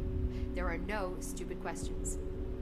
The door to the comms department is just outside the boardroom back in the lobby. They should have gotten it open by now. Follow the signs to the mailroom. You can get to the hotline containment chamber through there. Good luck, Jesse. See you back here once you have the hotline. All right, but before I go, I have some questions. The hotline should be in the communications department. See, you do not want to rush through this game. See, this is the mistake a lot of you are making. I guarantee you, a lot of you, when you finish talking to Emily, you were like, okay, let me just go to the telephone, to the hotline, right? Let me get there. And when you do that, you are rushing through this game and you're not connecting the dots. how do you connect the dots? Connecting the dots, it's like collecting the evidence. It's like a good detective, like a Sherlock Holmes, right? You want to collect as much data as possible. You want to collect as much evidence as possible. You want to talk to everybody and see what they know, and then take all of that data that you have collected of evidence and try to connect the dots. And that's what you need to do here. The way Sam Lake has written this story, the way he has put this universe together between Alan Wake and Control, and that other game called Quantum, which is on Xbox, I believe. There are some similarities there, and there are some connections there. But it is up to you as the player to tap into that and connect the dots. And he has set it up so cleverly. Sam Lake has set this up so cleverly for us to figure out. All right, so let's ask the origin of the hiss. Where did the hiss come from? I'm not sure. You said the hiss was here when you entered. Did you see anything like that outside before you came in? No. No, just inside. The source is internal then. See, the oldest house is a sprawling complex with openings to other places as well. I don't even know where to start looking. But in the context, it's good news. The lockdown holds. The hiss escaping the building would be the end. Pretty shitty world out there if you ask me, but I wouldn't want the hiss to destroy it. With you on that, Emily. All right, so what was I talking about earlier? I was talking about this building, right? And I also referenced a building that really exists in New York City. That's a federal building in contract with AT&T. You know, other contractors, you know, they work with the government, right? So, but besides that, we don't really know what's going on in that building. It's off limits, right? It's only for those who need to know, who are authorized. But the building looks exactly like it is in this game. So why is this building designed the way it's designed, with all these concretes and concretes of walls, right? Well, there's no windows. There's some, you know, supervised ventilation so they can have oxygen, so they can breathe, and air conditioning. But other than that, it's a concrete building that would survive even a nuclear blast, right? So that's the kind of building we're talking about here, that would survive a nuclear blast. But why? Well, clearly now we're getting to the interesting part. And that part is this hissing sound, right? And you hear a lot of that hissing. You hear a lot of that in the Alan Wake, right? In Alan Wake video game. So hiss, this entity, an experiment. How did we tap into this different outerworldly entity called hiss? Remember in the beginning they talked about the AWEs, altered world events. They found this element, this square element, and we don't know where they found this element. Where is it from, right? But they were experimenting, and they figure out the way how to tap into a different reality, different dimension, density, right? Dimensions have densities, different layers of density, right? This planet could have 12 different densities of dimensions.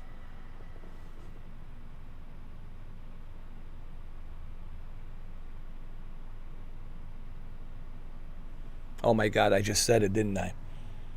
I just said it. This video is definitely getting demonetized. Or let's just say hypothetically, this planet has 12 densities of dimensions. And which one are we in? And how do you know which one you're in?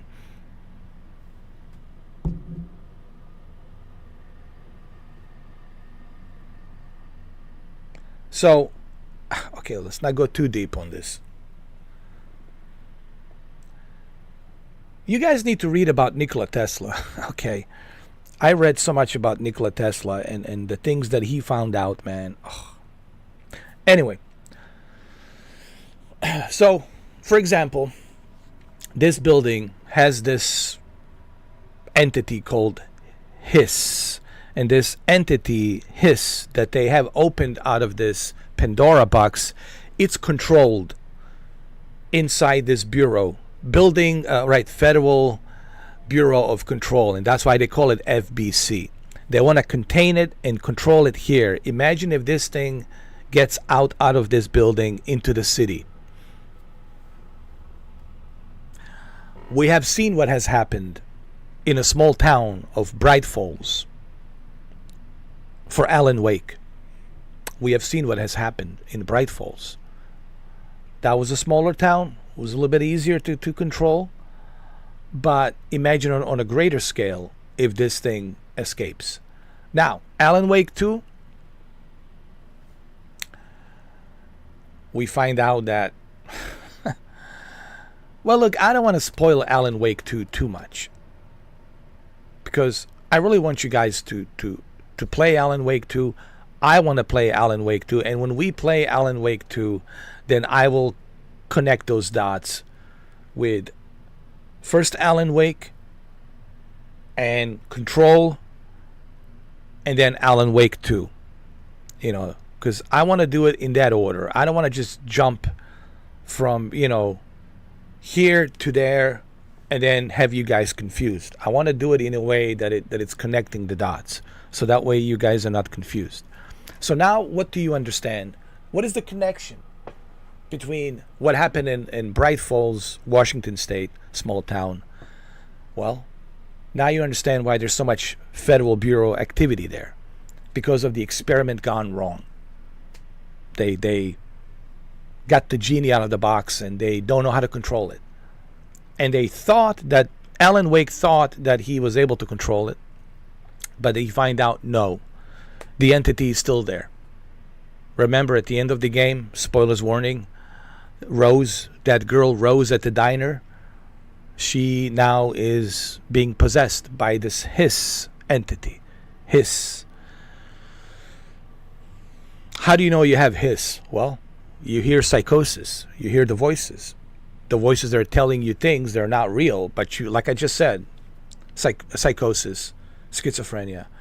The voice is telling you that you're not holding a PlayStation 5 controller, and it's telling you that you're holding a donut. A chocolate donut with some vanilla cream inside. And you're starting to believe it, that you're really holding a donut. You might want to eat this. So that's how you know you have Hiss. That means you're possessed. Okay, means you're vulnerable. So now we know where I know where the origin of Hiss is. It's from this building. It's in this building. And the other experiment that they performed was in Bright Falls. Not Liberty Falls, Bright Falls. I don't know if there's a place called Liberty Falls. Maybe there is. But it's Bright Falls in Alan Wake, the first part. And even in Alan Wake 2, remember, we start in Bright Falls, not Liberty Falls, Bright Falls. We start in Bright Falls, the beginning of Alan Wake 2. Okay? And this is the credit that goes to Sam Lake, guys. Okay, everything I'm telling you, this is the geniuses of Sam Lake from Remedy. The guy from Finland, right? He's Finnish, he's from Finland, and he's an excellent writer. I would say he's one of the best. He's right next to Hideo Kojima. Like, I'm looking at like 3 different writers.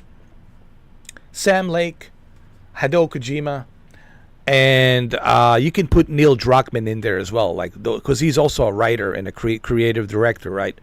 Neil Druckmann as well, the guy who did, The Last of Us 1 and 2 and Uncharted 2, right? So, but Sam Lake, it's a genius when it comes to writing these stories. So anyway, origin of the hiss. Now you know a little bit more. Now you're having better understanding. Oh, wait a minute. Why are they calling it control? What is the purpose of this name, control?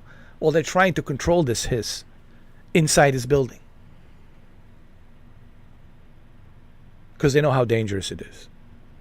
And they already know what happened at the Bright Falls, and they're trying to cover it up.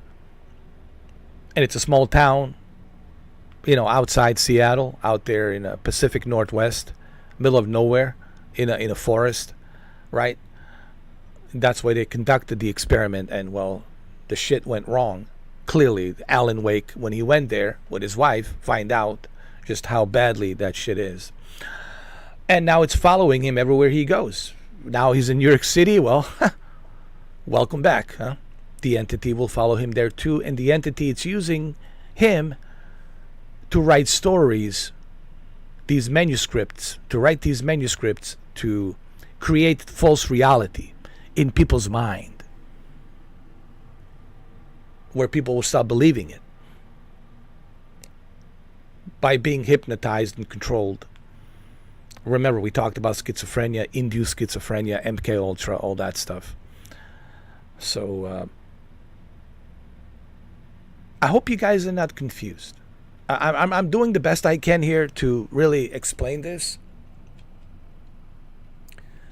I hope you guys can keep up, and that's okay. You can rewatch this live stream as many times as possible to, rewind and pause to understand like what I'm trying to tell you, But like I said, I'm doing the best I can to explain this.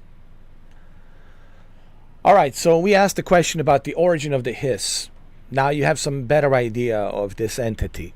Where did it come from? How did we tap into it? Well, we don't know, but we'll find out. Right? That material. We talked about a monolith. We talked about these pyramids. We talked about these objects, how they can tap into different densities of dimension. I talked about like maybe our planet has 12 densities of dimensions. And in which density are we in right now? Okay. So now you got a little bit better understanding of the hiss, and the connection to the Alan Wake. All right, the oldest house. Let's ask the question of the oldest house. So this is the oldest house. It's this building. That's what they call it. You mentioned the oldest house. What is it? This building, the Bureau headquarters, the oldest house, is a shifting place. You've seen it. It transcends its physical limits. I've been to New York a few times. How didn't I notice this place? It's an attribute of the building. This is a place of power. The oldest house doesn't like attention, so unless you're purposely trying to find it, you don't, which is perfect for us. The work we do here is essential, but unstable. The Bureau prefers not to be noticed. And we need strong walls to make sure nothing gets out. So without you, I never would have found the front door. Okay. So now you know that the oldest house is this building. And it's a very unique building that doesn't stand out because people are not looking for it. Because they, what stands out, it's fancy stuff, attractive stuff, right? Something that looks like a concrete, no one really cares, right? But people always get attracted to something that's attractive, right? If something looks ugly, no one cares. But if something looks attractive, to our mind, we are attracted to it, right? When you see a beautiful lady, you're attracted. Oh my God, she's so attractive, right? Or if you see something that looks attractive, right? Like a high rise of a building that looks very attractive, like an Eiffel Tower, right? Ooh, that's attractive, right? So what she's saying, basically, we purposely design it to look like that, but at the same time, there's a reason why it's designed the way it's designed. So we can contain these entities called the hiss, these hiss entities, to keep it here in this building. And what's also interesting, this building actually does exist. Well, actually, maybe I should show you. Here we go. I don't know if you guys know this, but Tom Hanks actually talked about it, believe it or not. Tom Hanks showed a photo of it. I think he was the first one that actually kind of talked about it, which is really odd that out of all the people, Tom Hanks would talked about this house. I mean, this building. Man, we're going places here, aren't we? I knew that this live stream will be demonetized. I'm pretty sure. But that's okay. I'm okay with it. I'm fine with it. That's fine. I kind of knew that from the beginning. All right, so let me show you this building. Just give me a sec.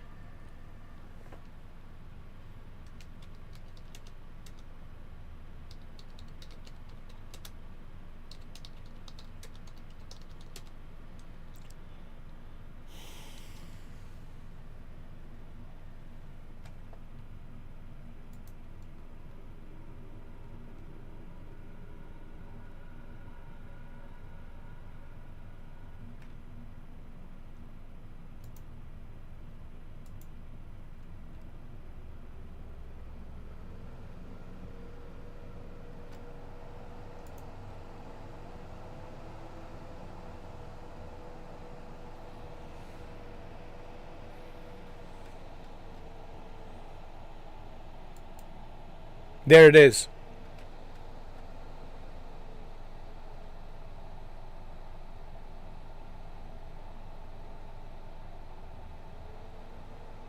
Oldest house exterior.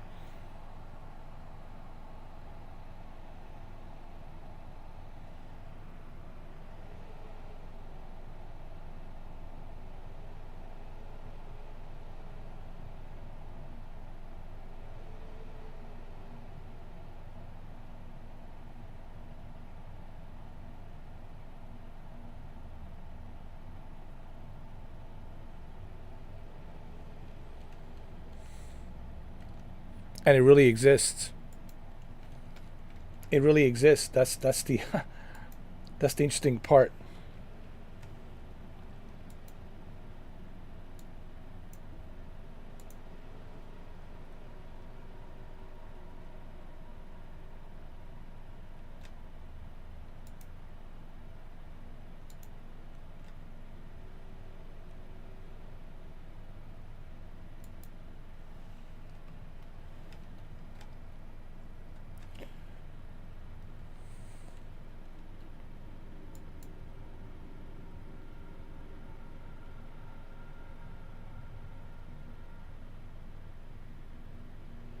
There it is.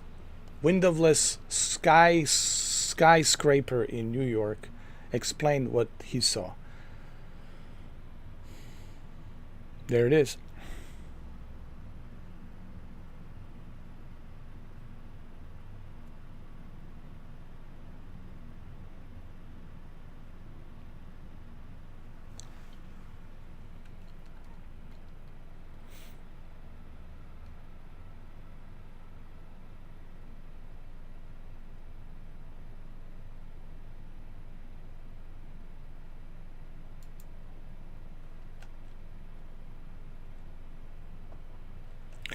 All right, let's continue, shall we?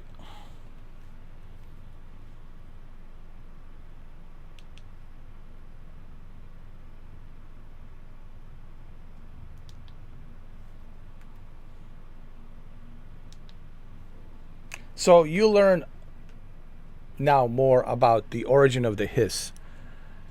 And I already gave you some key points on what happened at Bright Falls, Pacific Northwest, Washington State, small town with Alan Wake, and how it's connected to the Control video game here at the oldest house.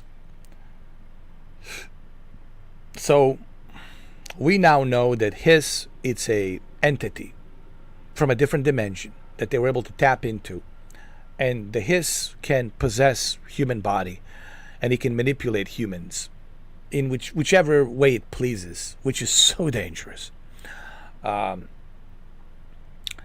So that's the scary part about the hiss. The oldest house is where they experimented with this hiss entity, where they were able to tap into it and discover it. But as you can see, it leaked, and now it's out in the open here in this building. And now they have to contain it. They have to control it in this old house. So that's the whole point, to control this hiss, to control it, so he doesn't go outside the building. We don't want that to go outside the building into the city, right? We do not want that. We want it to stay here inside the building. Once, if it goes out, like she said, if it goes out outside the building into the city, well, well, let your imagination go wild. Okay? Let your imagination go wild. All right, so, well, this is a horror. I mean, it is a horror. It is scary. It is, but it's like a supernatural kind of a horror scary. But it's also interesting how, you know, some of the stuff that we talk about, like that building in New York City, and why is it there? What's the purpose of it being there? You know, the manipulation through MK Ultra and Montauk Project and Philadelphia experiment and stuff that Nikola Tesla knew, and there's a lot of things that, you know, again, this is where conspiracies are born.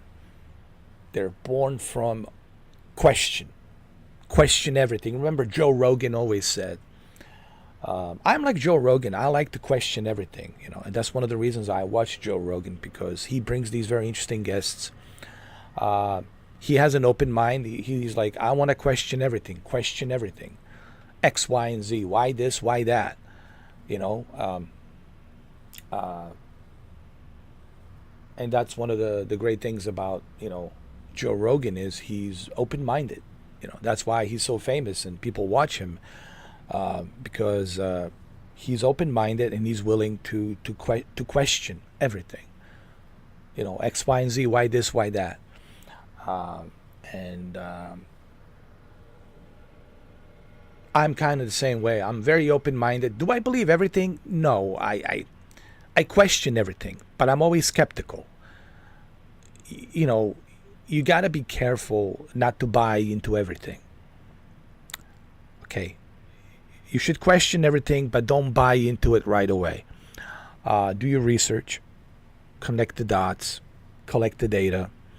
And then when you connect the dots and collect the data, then you have a bigger picture, and then you can form a better opinion whether you believe it or don't believe it based on what you have collected, right? So that's the way I operate. I don't just, you know, because some guy wrote a book about, you know, remote viewing, I'm all of a sudden supposed to, like, you know, believe everything he said. I'll read his book, and then based on what I have read and the research I have done about this individual, I'll try to collect as much data as possible and connect the dots. And after research, extensive research, I'll be able to determine, okay, whether or not I believe this individual or don't believe this individual. That's how you should operate. You should never just buy into everything that someone says. Do your own research, collect the data, connect the dots, and find out for yourself. Be your own detective. Don't let someone else be a detective for you. You do your own research. You make up your own mind, you know. All right, so we already talked about, we asked her about the origin of the hiss. We asked her about the oldest house. Let's ask her about the director Trench, who committed suicide, who killed himself. And why did he do it? Did the entity make him do it? Possibly.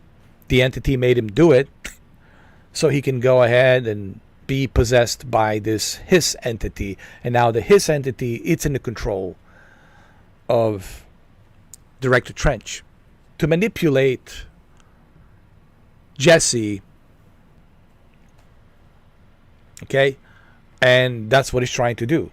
The entity is trying to manipulate Jesse.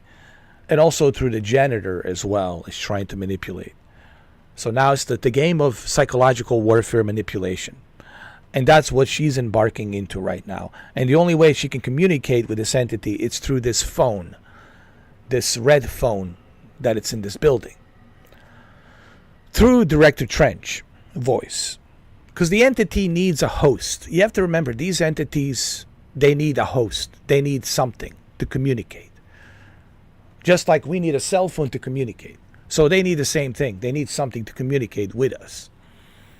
And they use hosts, different hosts, and in this case, it's Director Trench. This Trench guy. I keep hearing him in my head. Is he a ghost? Haunting me? I doubt we're talking about a ghost in the traditional sense, but an echo maybe. See, if he was killed by the service weapon, your gun, maybe it's his final thoughts recorded by the bullet in his brain, like a deep space probe sending back data.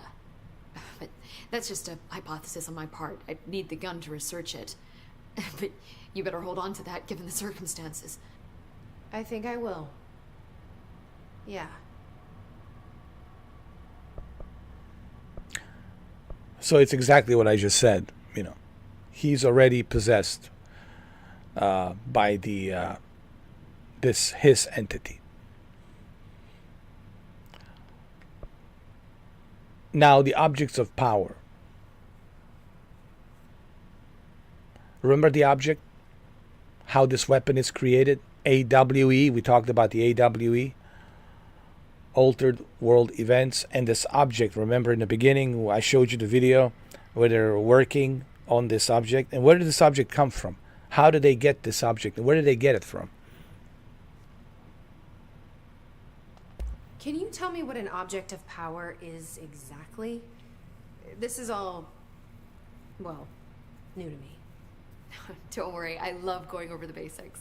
So objects of power are mundane objects that house paranatural energies and have developed a link to the astral plane and can thus be controlled, which is what differentiates them from altered items, which are still housings of paranatural forces, but are more volatile and cannot be bound in the peri-utilitarian sense. Got it? Did she memorize this? Got it. Thanks.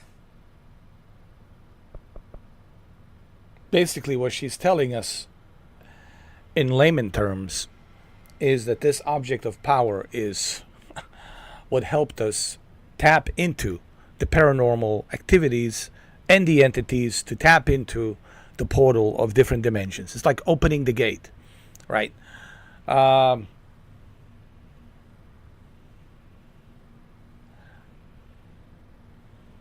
No different than the Ouija board, like Ouija Ouija board, right? You know, that's why I always tell people don't mess with that shit.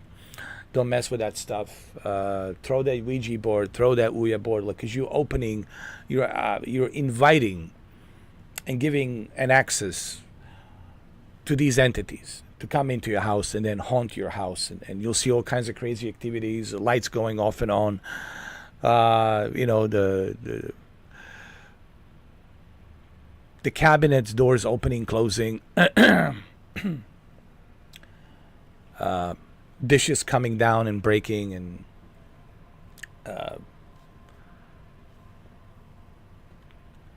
the pictures on your wall falling down, things like that.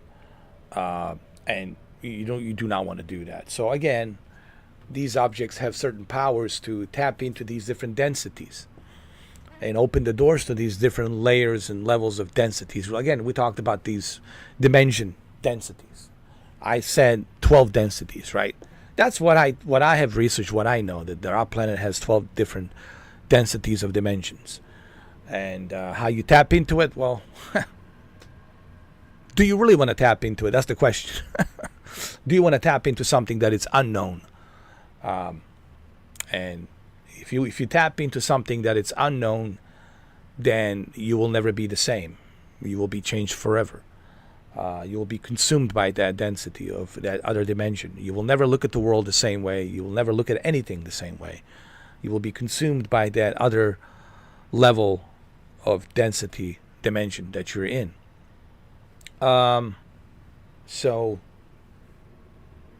you know, and the question of where does our spirit goes when we pass away, and why do we always use the term pass away, right? Instead of just saying, well, he's dead, he's deceased. No, he passed away. Where did he pass away to? Or where did she pass away to? To which density level of dimension did your loved ones pass on to? I just said 12 different densities.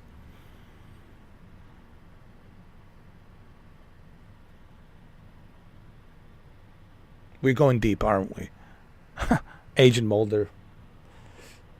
I know this is too heavy for you guys. I get it. It's uncomfortable. It's uncomfortable because it makes you question things. It makes you question a lot of stuff. But that's what this game is dealing with. Questioning.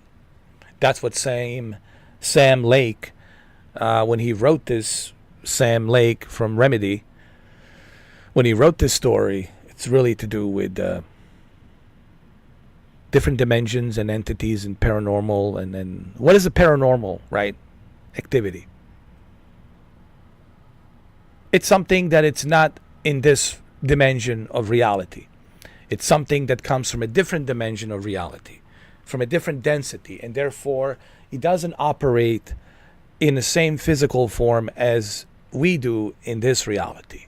And therefore it is unknown to us and is strange to us. And it should be, because it's operating from a different realm of reality, of different density, dimensions, So let's continue, shall we? So this HRA, that's what she's wearing. Hadron resonance amplifiers. This is the best way they can protect themselves from being possessed by hiss. So that's why she's wearing this thing on her chest, to protect herself from hiss. So HRA stop you from becoming hiss? Well, it seems that way. I mean, I hadn't even heard of an HRA until a few weeks ago when Dr. Darling started handing them out. Well, I began analyzing mine as soon as I got it. I mean, each one seems to emit a powerful short-range frequency way beyond anything I've ever seen. Doesn't the timing seem suspicious? I thought that too. Dr. Darling usually likes to unveil his latest breakthrough in big presentations. With these, he just passed them out. Yeah, his behavior makes me wonder what exactly he knew. Well, this doctor, we saw him earlier on. He knows quite a lot. What doctor are we talking about? Well, Thanks, Emily. I'm sure I'll have more questions soon. Just I'll tell let me you. know.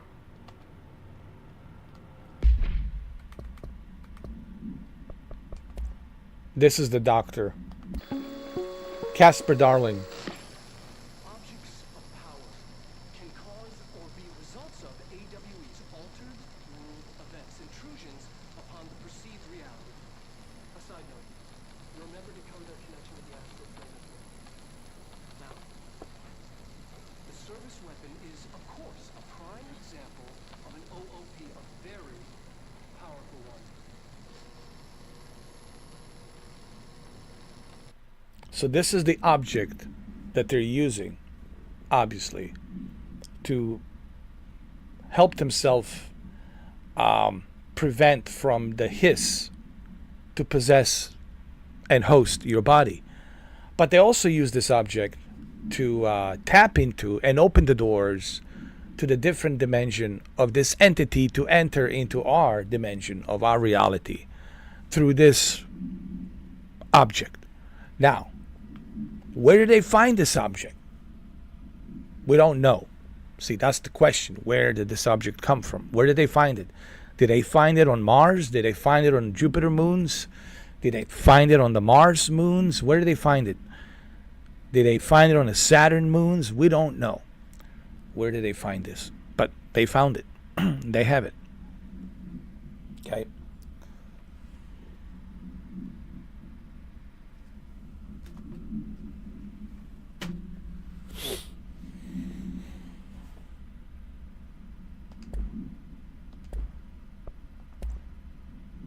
You also want to read these documents. You see, one of the mistakes I've seen a lot of people do when they're playing Alan Wake 1, 2, and this game Control, they're rushing through.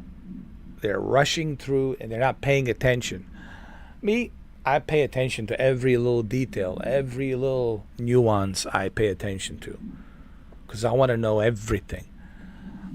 So my advice to people is, if you decide to play Control, you want to make sure you take your time and you read all of this, collect the data, and learn. Because I think you will have a much better understanding of this game and you will appreciate this game much, much more. Instead of just playing Max Payne with, using these guns and just having fun, that's fine too if you want to do that.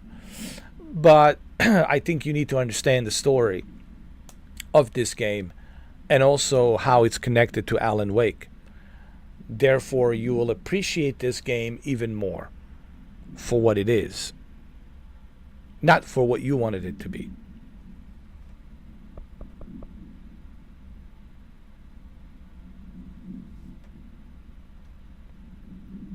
How to handle unscheduled visitors entering the lobby.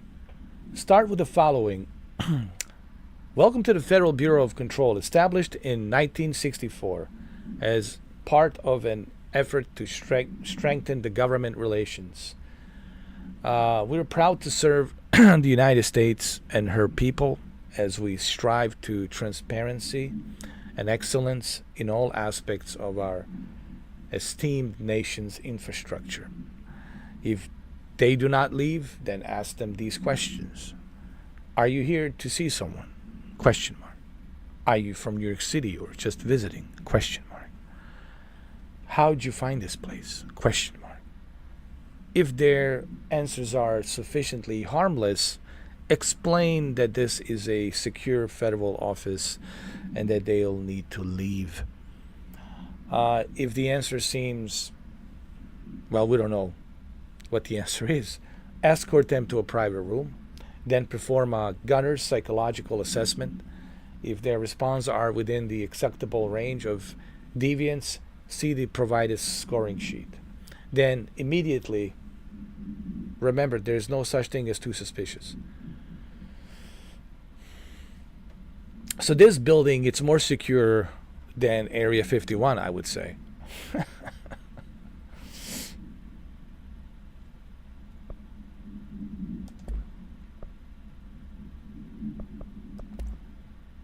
His agent. The his manifest in human host. You see, this is what I was telling you. The his manifest in human host in numerous ways. The most common and least intense form it's seen in the many corrupted agents floating through the Bureau. The his agents have maintained their human appearance, undergoing no obvious physical transformation. The most notable distinction from an unaffected human is the fact that they levitate. These his have displayed no aggressive behavior. They only seem interested in vocalizing the strange incantation ad infinitum. Perhaps these vessels are only meant to propagate the his corruption, like spores or Wi-Fi boosters. Or are they cocoons preparing to enter their next stage of evolution when attacked? His agents disappear, perhaps entering a state of invisibility or undergoing a transformation into a purely resonant form. Research, it's ongoing. See, all of this stuff you should you should read to have a better understanding. And I think we all understand why this building is very secure, why it's so difficult to enter this building. It is more secure than Area 51, honestly. Because of these his entities that they are in this building. So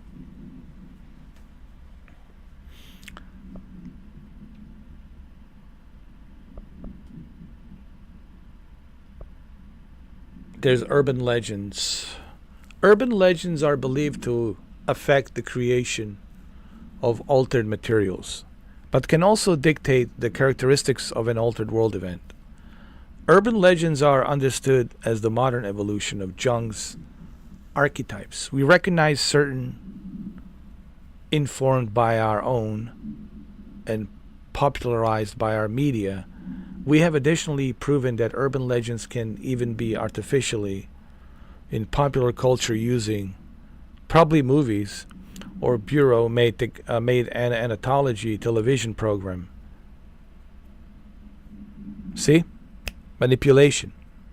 We talked about that, you know. Once the seeds are sown, human imagination excavates the details. What did I say? And what did Houdini say? What the eyes see, the ears hear, the mind believes, right?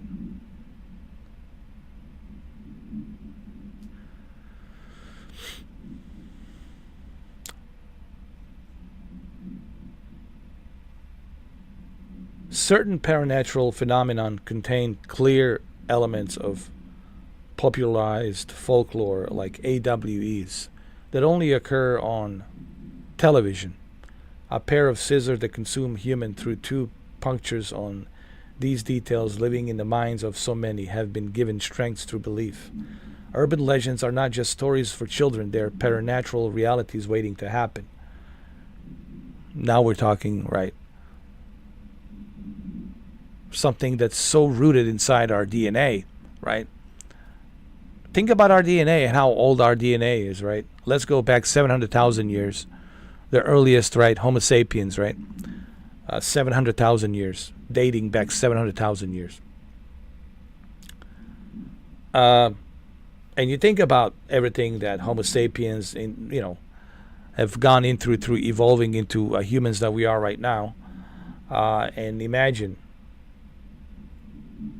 everything that DNA has gone through, and the changes that the human DNA has gone through, and where we are right now. And that still is rooted into our psyche. You have to remember that it's rooted into our psyche. It's always there. We just have to learn how to tap into it, right?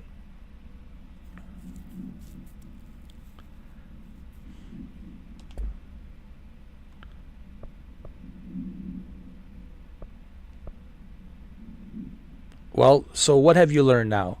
The oldest house, and why it's so difficult to enter this oldest house unless you are authorized. Same thing with the Area 51, right? Area 51, unless you're not authorized, then you cannot access there. Only those who are authorized to access there.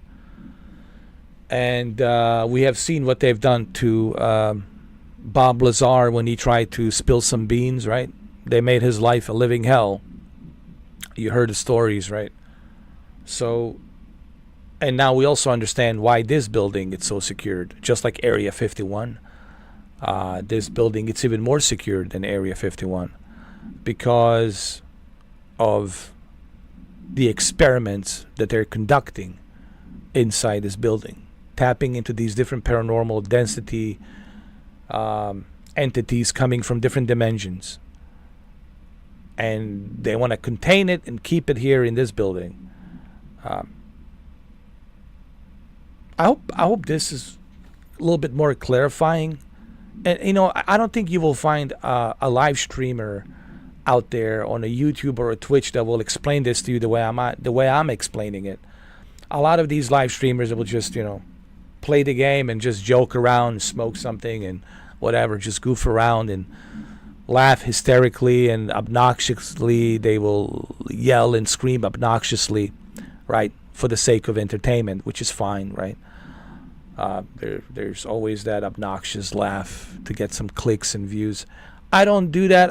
If I do it because if it's really funny, something, I'll make funny jokes. But I also try to explain to you what the game is about. I like to go a little bit deeper into a video game. I did the same thing with Alan Wake, when Sam Lake was doing a voice commentary. I highly recommend you guys watch that live stream. I did the same thing with The Last of Us Part 1 and the Part 2, where I want to tap deeper into like the story, like what's the message here in this story, like what's the whole idea behind this game and the story and the characters, right? So I like to go deeper into like explaining the game, especially this type of a game that it's very confusing to a lot of people. But I hope when you watch this live stream that it'll be a little bit clearer and more understandable as to what's going on here.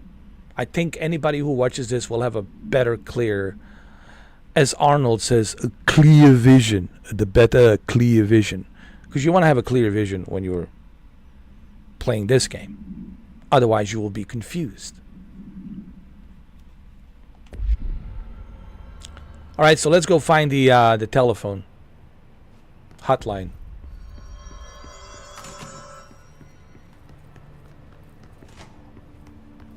The door is open. It's right here.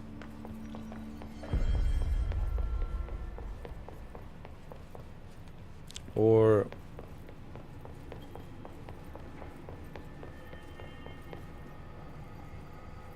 it's here.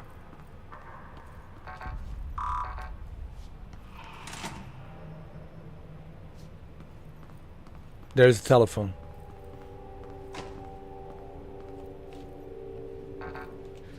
Oh, it's locked.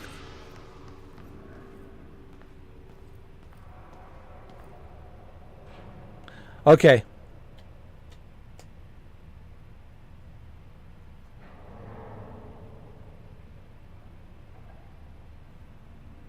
I want to see if you guys can figure this out. What is this jukebox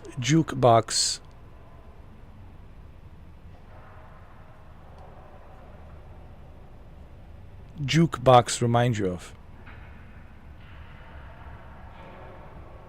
What does this jukebox remind you of?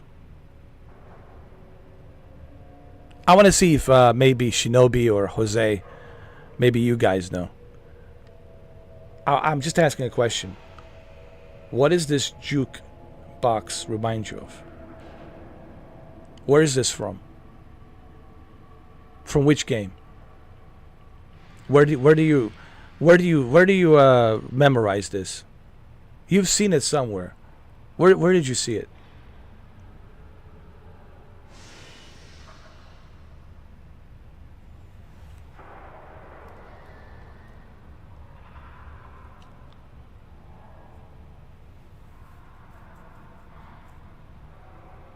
Where did you see this jukebox? Where?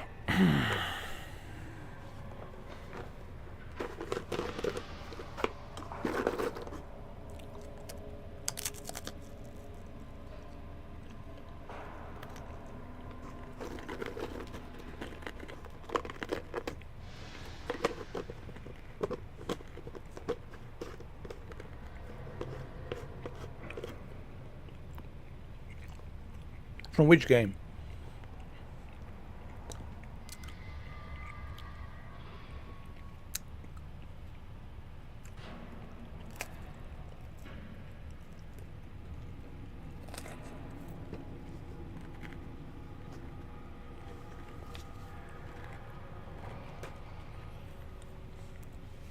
I will tell you.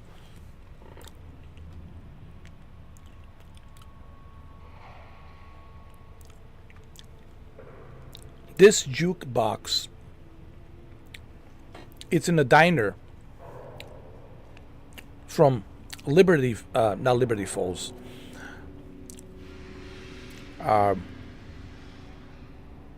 Is it Liberty Falls or?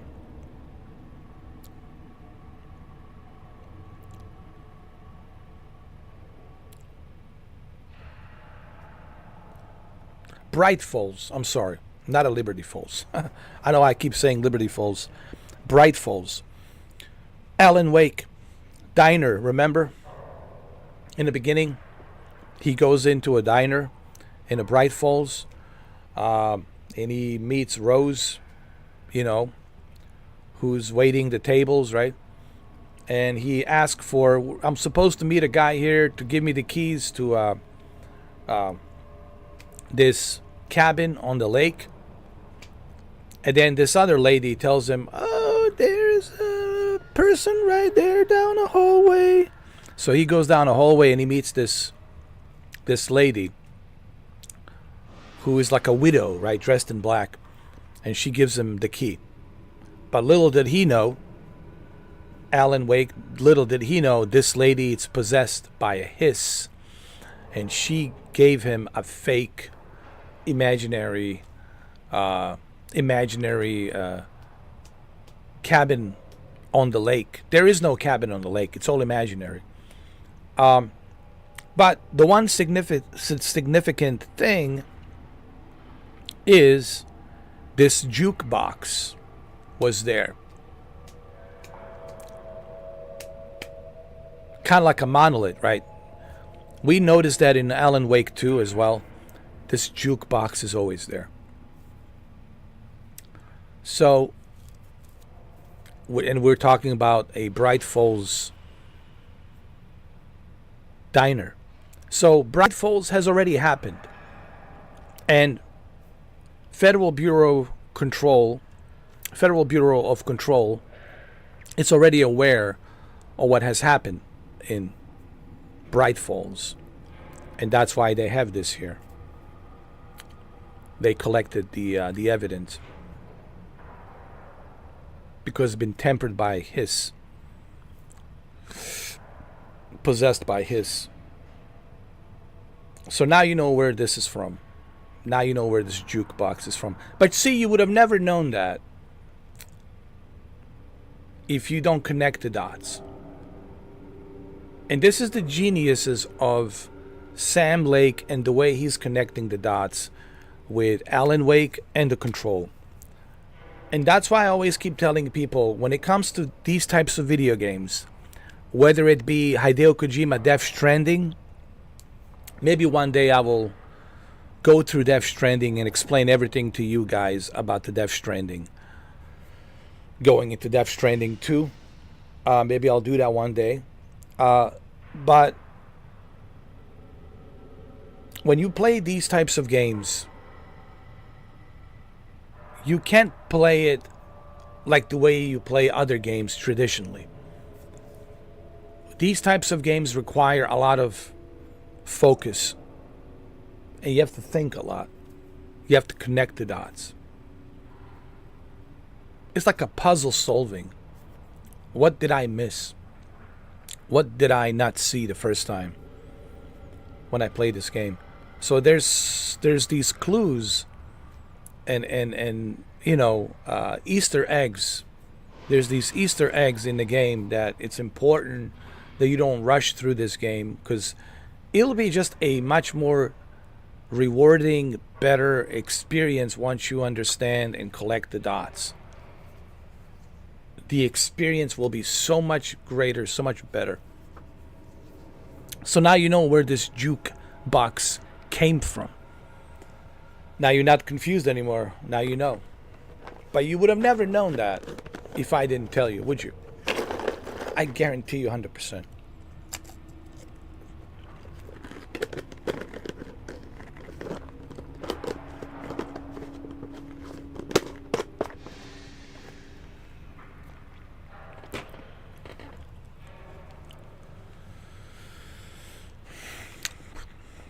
Let's go.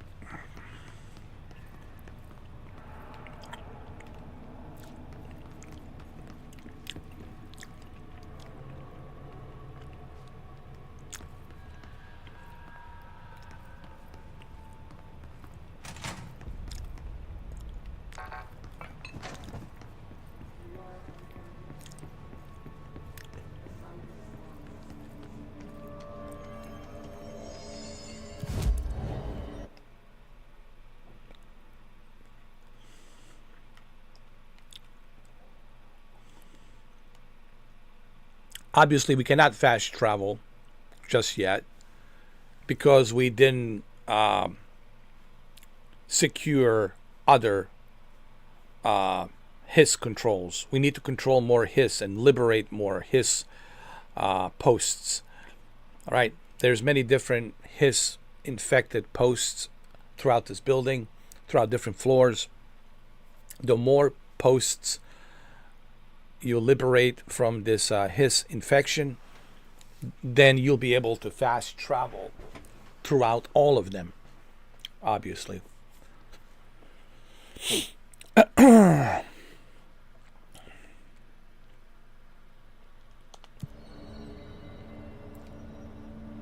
I guarantee you, if Sam Lake was watching this right now, I guarantee you Sam Lake would be very impressed with my knowledge of his game.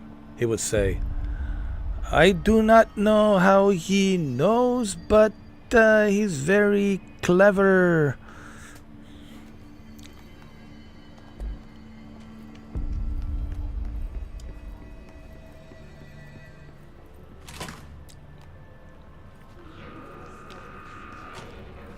There it is again. Our welcome message.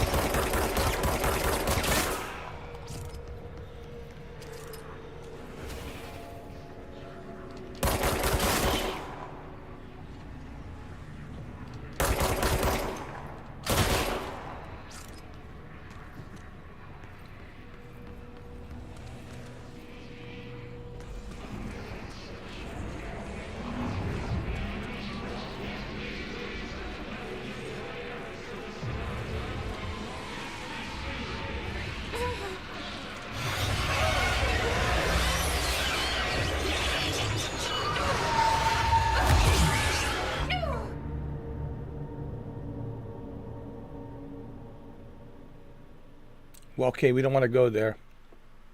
The hiss is way too powerful there. We're not ready.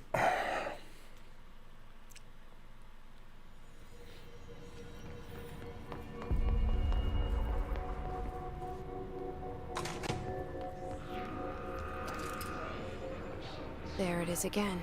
Our welcome message.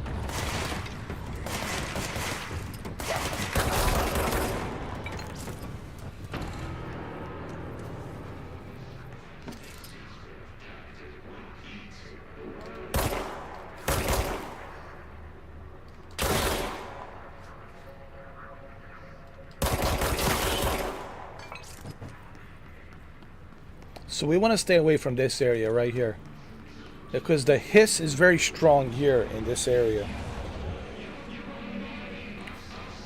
And yes, I'm drinking Sam's Lake's coffee.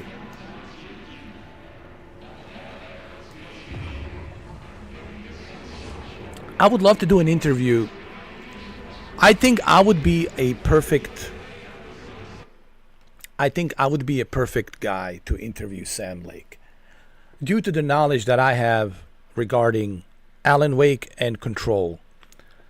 And it would be awesome if I could sit down and have a conversation with Sam Lake and ask him some of these questions.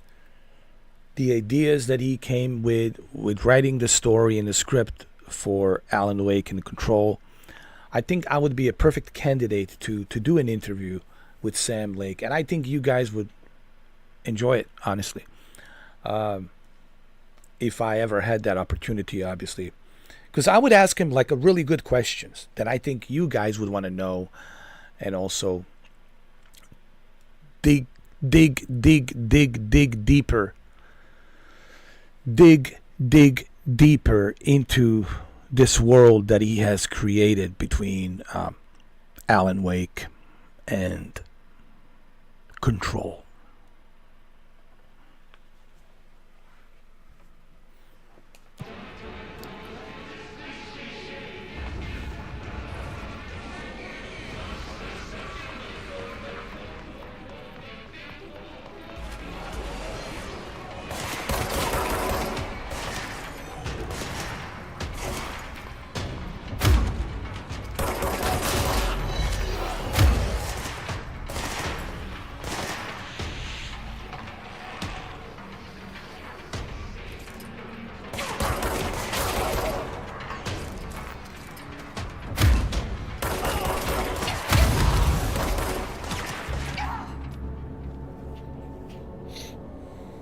I gotta watch out for my health.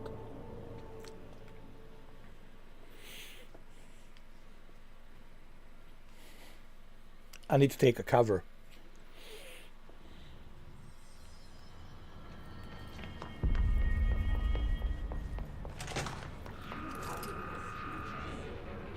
There it is again. Our welcome message.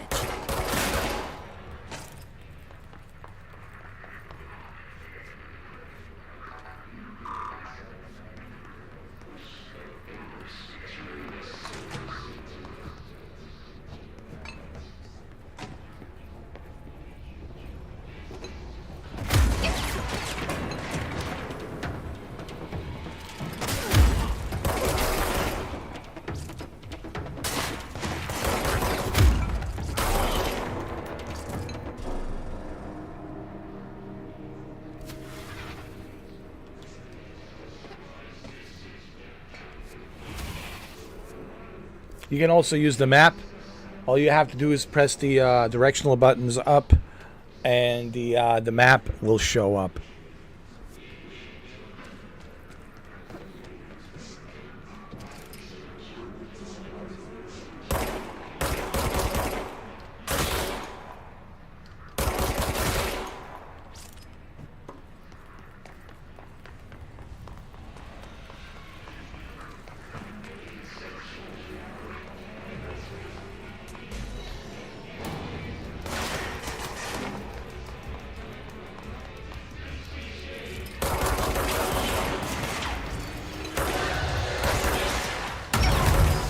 Oh, Jesus.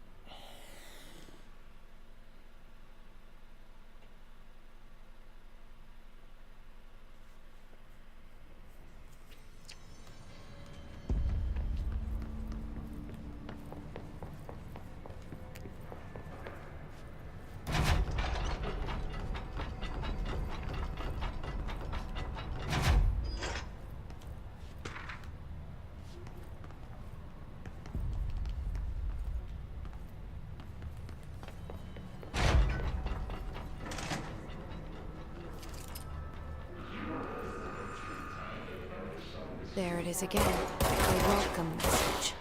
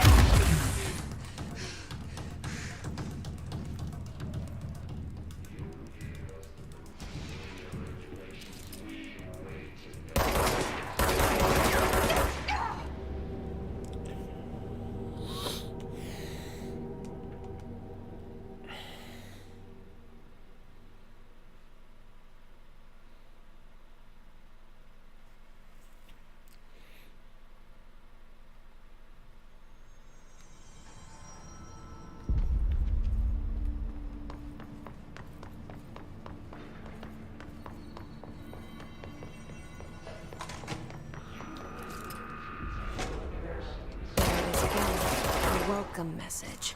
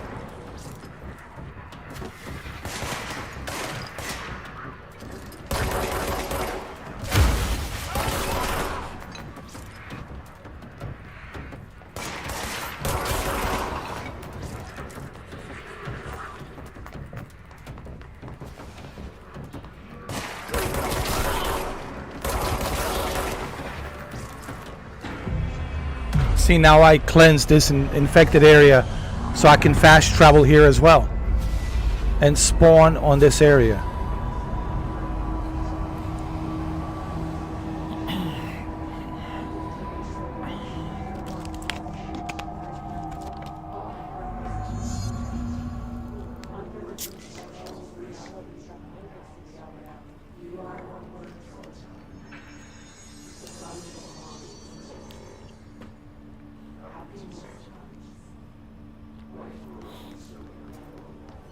Communications. We're on the right track.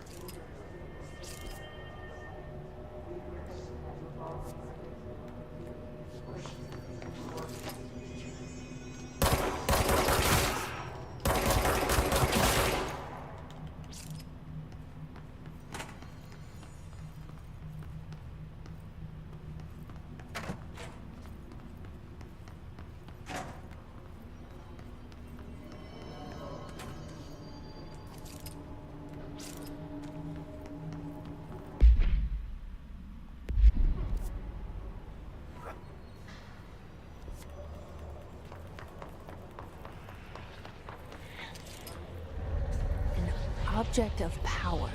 Looks like the hiss have latched onto it. We need to cleanse it.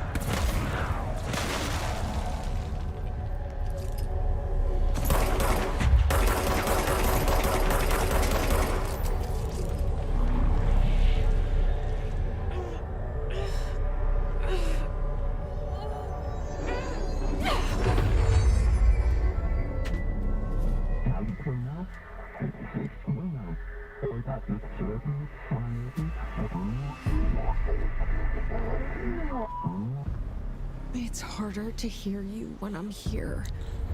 It's like the channel's been changed. The boards in charge here. They're pyramids in Bureau seal. Are they really the ones pulling the strings? I'm not their director.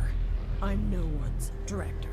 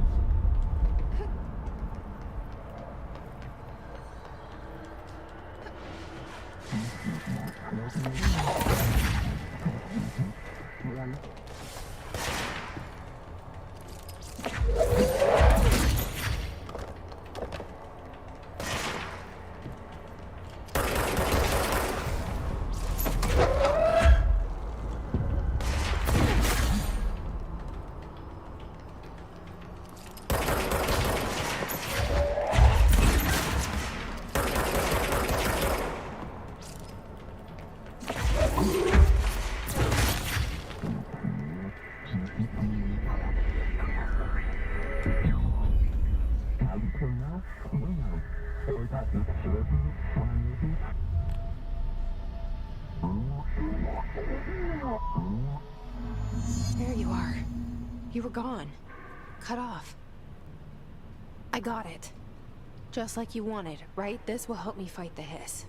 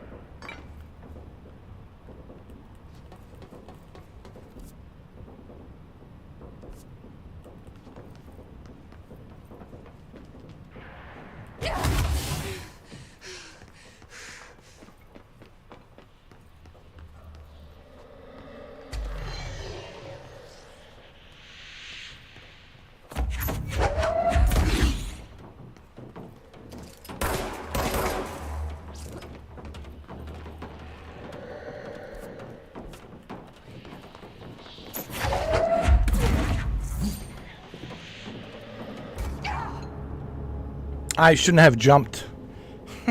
That was my mistake.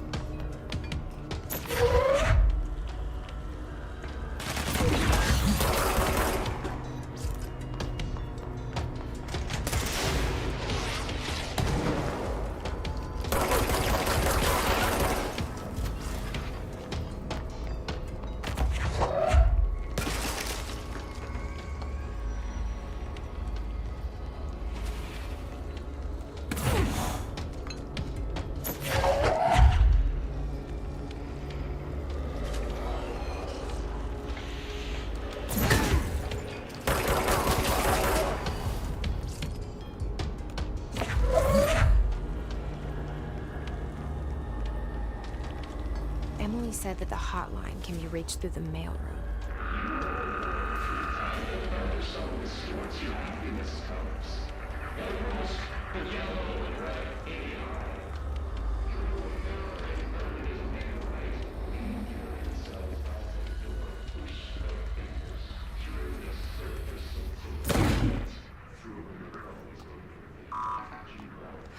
Locked.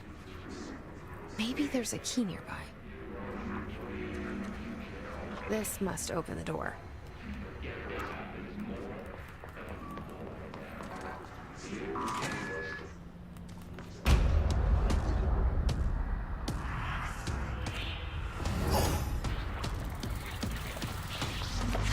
can fly now. Great.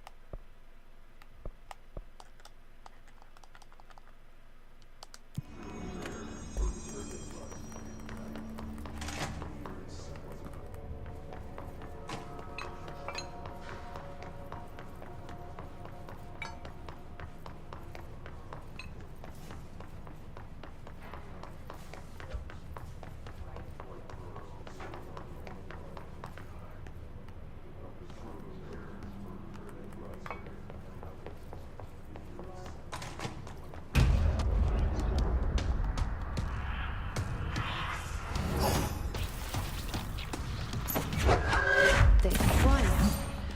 Great.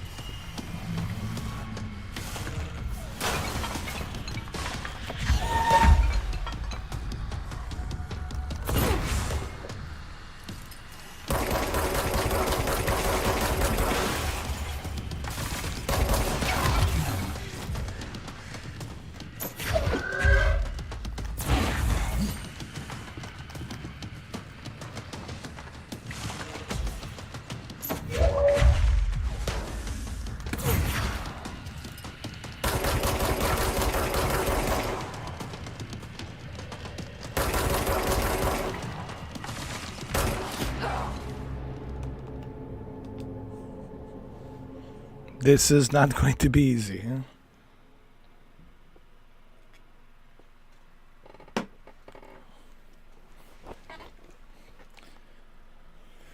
Most certainly not going to be easy.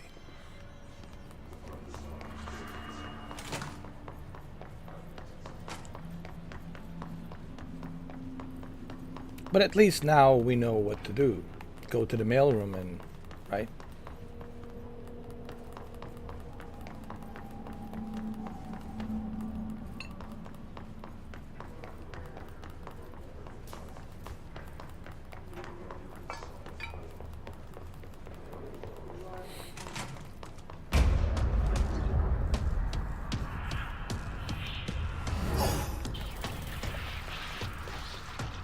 They can fly now. Great.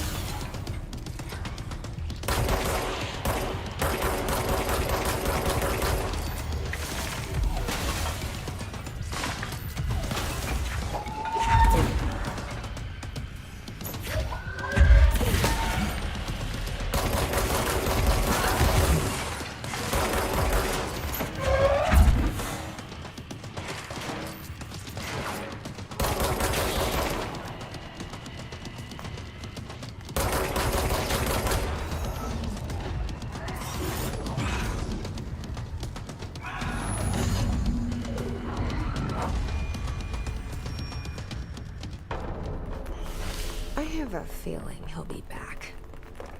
Of course. Let's stay focused. The hotline should be past the mailroom.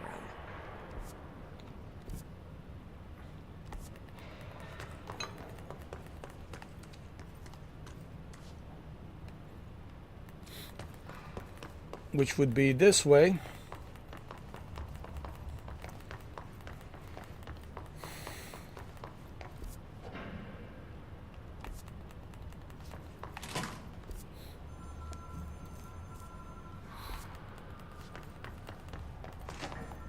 All right, take this down. The situation in Cuba has been evaluated by the relevant authorities. The mysterious illness affecting the staff at the U.S. Embassy in Havana was caused by sonic weaponry in the hands of a foreign power. Numerous personnel have damage to the inner ear, but most are expected to make a full recovery. Of course, the event also damaged their cellular walls, but we can't blame that on some stupid noise gun. Thank God no local doctors examined them first. Honestly, what are the odds that an alternate item would show up inside a U.S. embassy? Talk about good luck, huh? So much easier to... Hey, are you still recording this?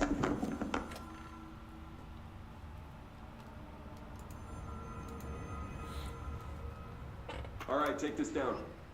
The situation in Cuba has been evaluated by the relevant authorities. The mysterious illness affecting the staff at the U.S. Embassy in Havana was Alberto caused by Tomasi, head of comms. hands of a foreign power. Numerous The hiss got him. damage to the inner ear, but most are expected to make a full recovery. Of course, the event also damaged their cellular walls, but we can't blame that on some stupid noise gun. Thank God no local doctors examined them first. Inside the U.S. Embassy. Talk about good luck, huh? So much...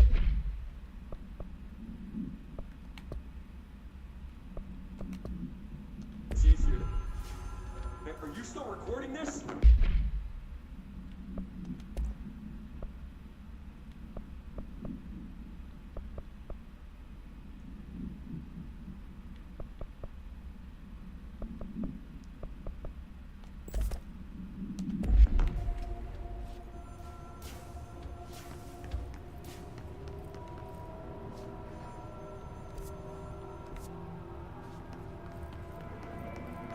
The hotline can't be far now.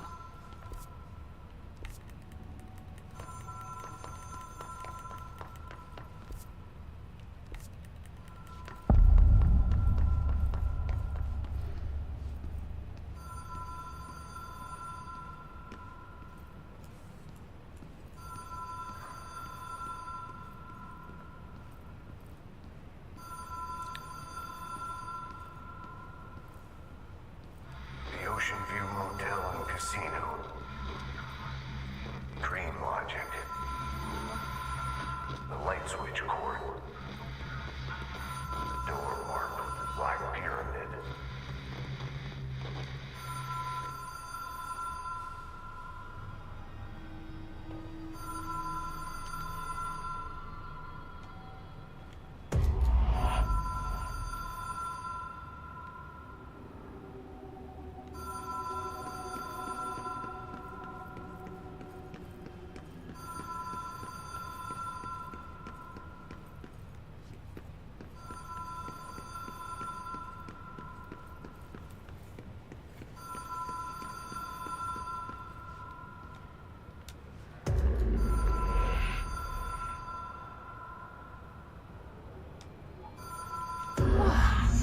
Have we been here before?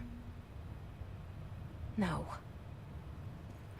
I've stayed at a lot of roadside motels across the country, on the road, on the run, under the radar. This feels like all of them, like something recognized from a dream.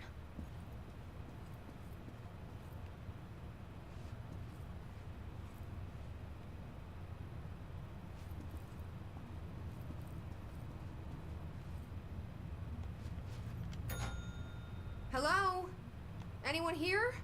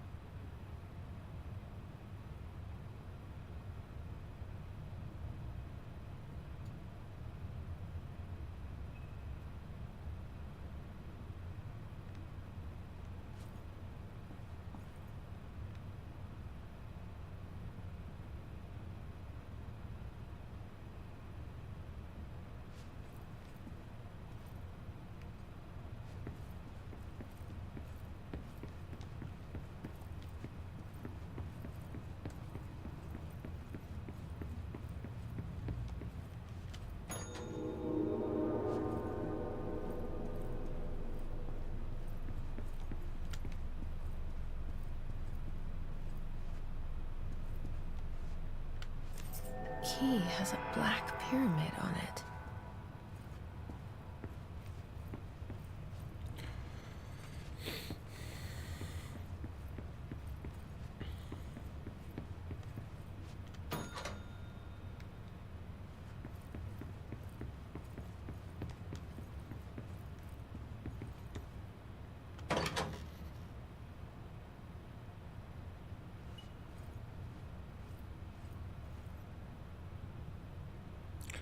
Now, what is the one significant similarity between this and Alan Wake? Switching the light, turning it off and on through different realities. Like you have seen this in Alan Wake 2, right? When he switches the light and it becomes a different reality, a different vision. So you see that see the connection between the two due to this hiss. You know, when you're possessed by this hiss, you see life in a different realities, where it questions your sanity, what is real, what is not. So pay attention to, like, when you play Alan Wake 2, when he's switching the lights, and here we are switching the lights as well.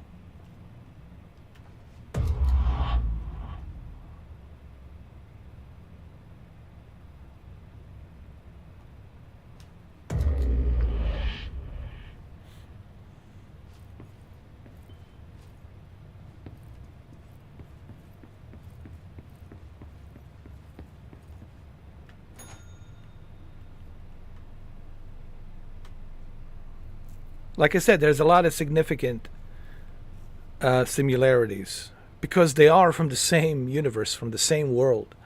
Like, Control and Alan Wake are very connected together. I even didn't know this until recently when I started playing Alan Wake Remastered and started listening to the commentary from Sam Lake. Then I finally understood and connected the dots. But once you understand how Alan Wake is connected to Control, I think you will have a much better idea of what's going on. Because a lot of you are confused because you're not paying attention. You know, and you have to be focused when you play these games. Because don't expect Sam Lake to tell you everything. Just like don't expect Christopher Nolan to tell you everything about Inception or Interstellar or Tenet, right? Tenet has a lot of Easter eggs and, you know, hidden clues for you to discover, to figure out what it means. What does the word tenant means? And to which movie is it connected to, right? To which universe of his movies is it connected to, right? So there's all of these clues that the director leaves for you to figure out, but you have to figure it out. You have to connect the dots, you know. Same thing in 2001 Space Odyssey. You know, you have to figure out for yourself what the meaning of the monolith is. What does the monolith means, right?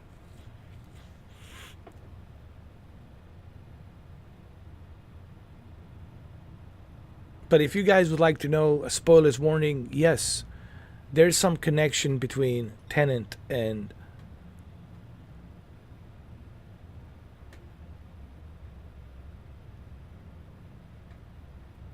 Inception. But I'll let you guys figure that out. What is the connection between Inception and Tenet?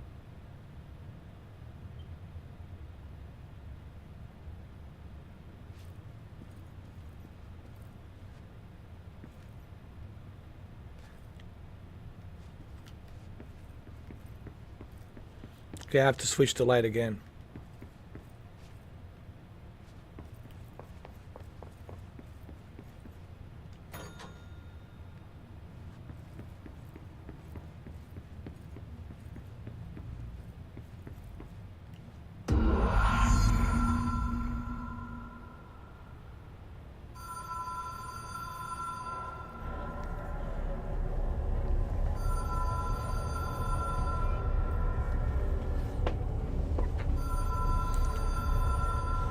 But look, these games are not made for everyone. You know, some people don't like to think. They just want to have a good time. They want to play these action games and have a good time. And that's okay. Not every game it's made for everyone. But me, I like these types of games because I like to think. I like to use my brain and think. I like to connect the dots, you know.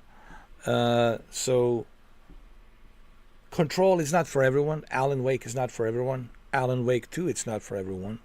But if you're somebody who likes to understand the story, I'll put it this way. If you are a huge fan of the X-Files, I can't see any reason why you wouldn't enjoy Alan Wake, why you wouldn't enjoy Control, why you wouldn't enjoy Alan Wake 2, especially Control, because the X-Files is really much, much closer to what Sam Lake is doing here than anything else. I would say that Sam Lake is greatly inspired by X-Files. Very successful TV show in the 90s. There's no question about that. What Miami Vice was in the 80s, that's what the X-Files was in the 90s. It was a very successful show, TV show. And sure, there's some inspirations here. Clearly, there's definitely inspirations from the X-Files. There's no question about that. And I think Sam Lake might have mentioned that. Sure, inspirations comes from those TV shows. He didn't specifically say the X-Files, but he did say, sure, you know, the American TV shows, sure, from the 80s, 90s, of course, you know. The X-Files definitely fit the profile, even though there's the other TV shows like The Out of Limits and Twilight Zone, Twin Peaks. But I think the X-Files, I would definitely put the X-Files in what really inspired him to write these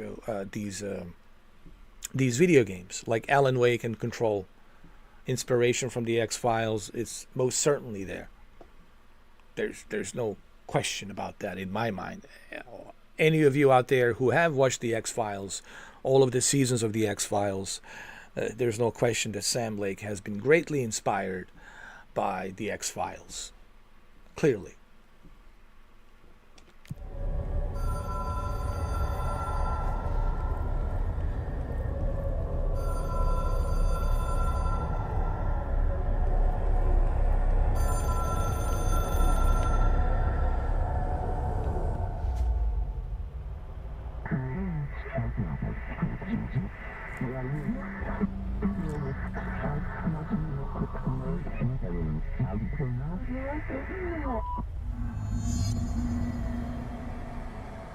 Complete the astral plane challenge.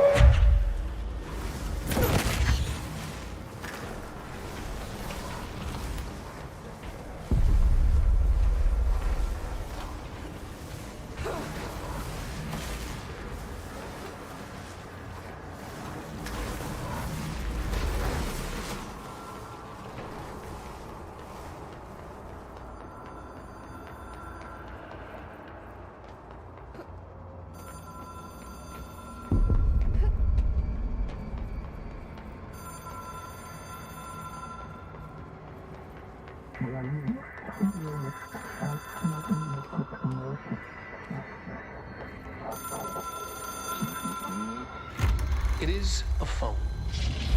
It's an object of power. It doesn't connect to any typical network. A direct line to the astral plane and the board. And my hypothesis is, under the right conditions, to other planes of existence as well.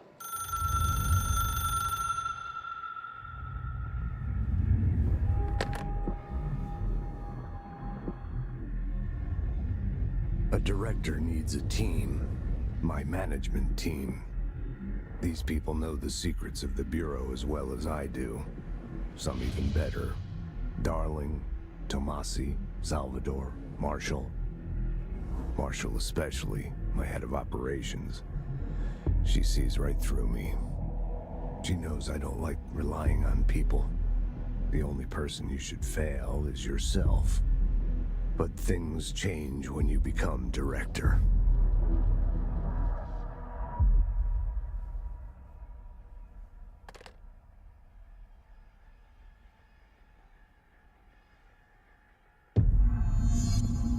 I have it. The hotline. I can reach Trench. Well, listen to him. He feels more like an echo. An echo with important info. I need to get back to Emily. People react strongly when I tell them about you. Is it too soon to tell Emily? She might be able to help.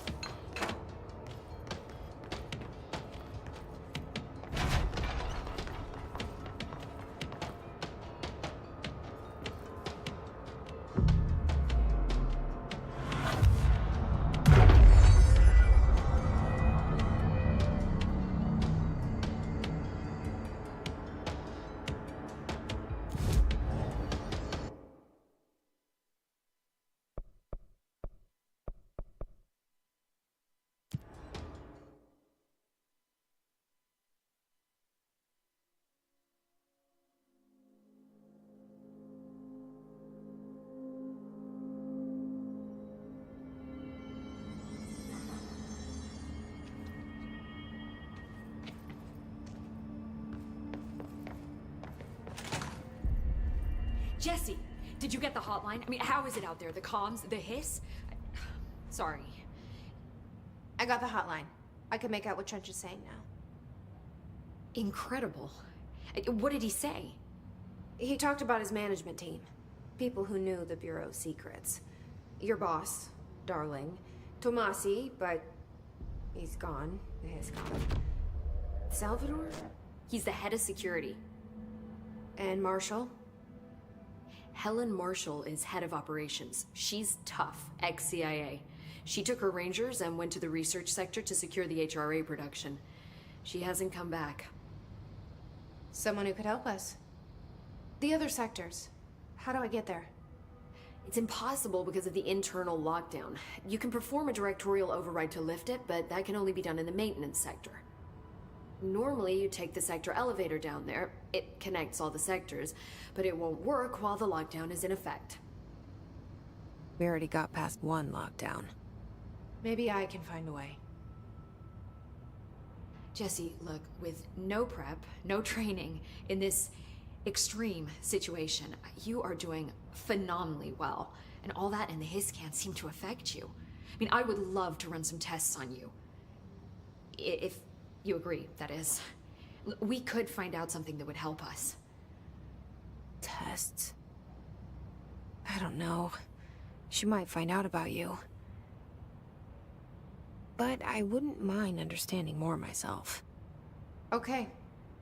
If you think it will help. Great. I'll check the internal documentation for any lockdown bypasses. We need to get these sectors open to locate Darling and Marshall.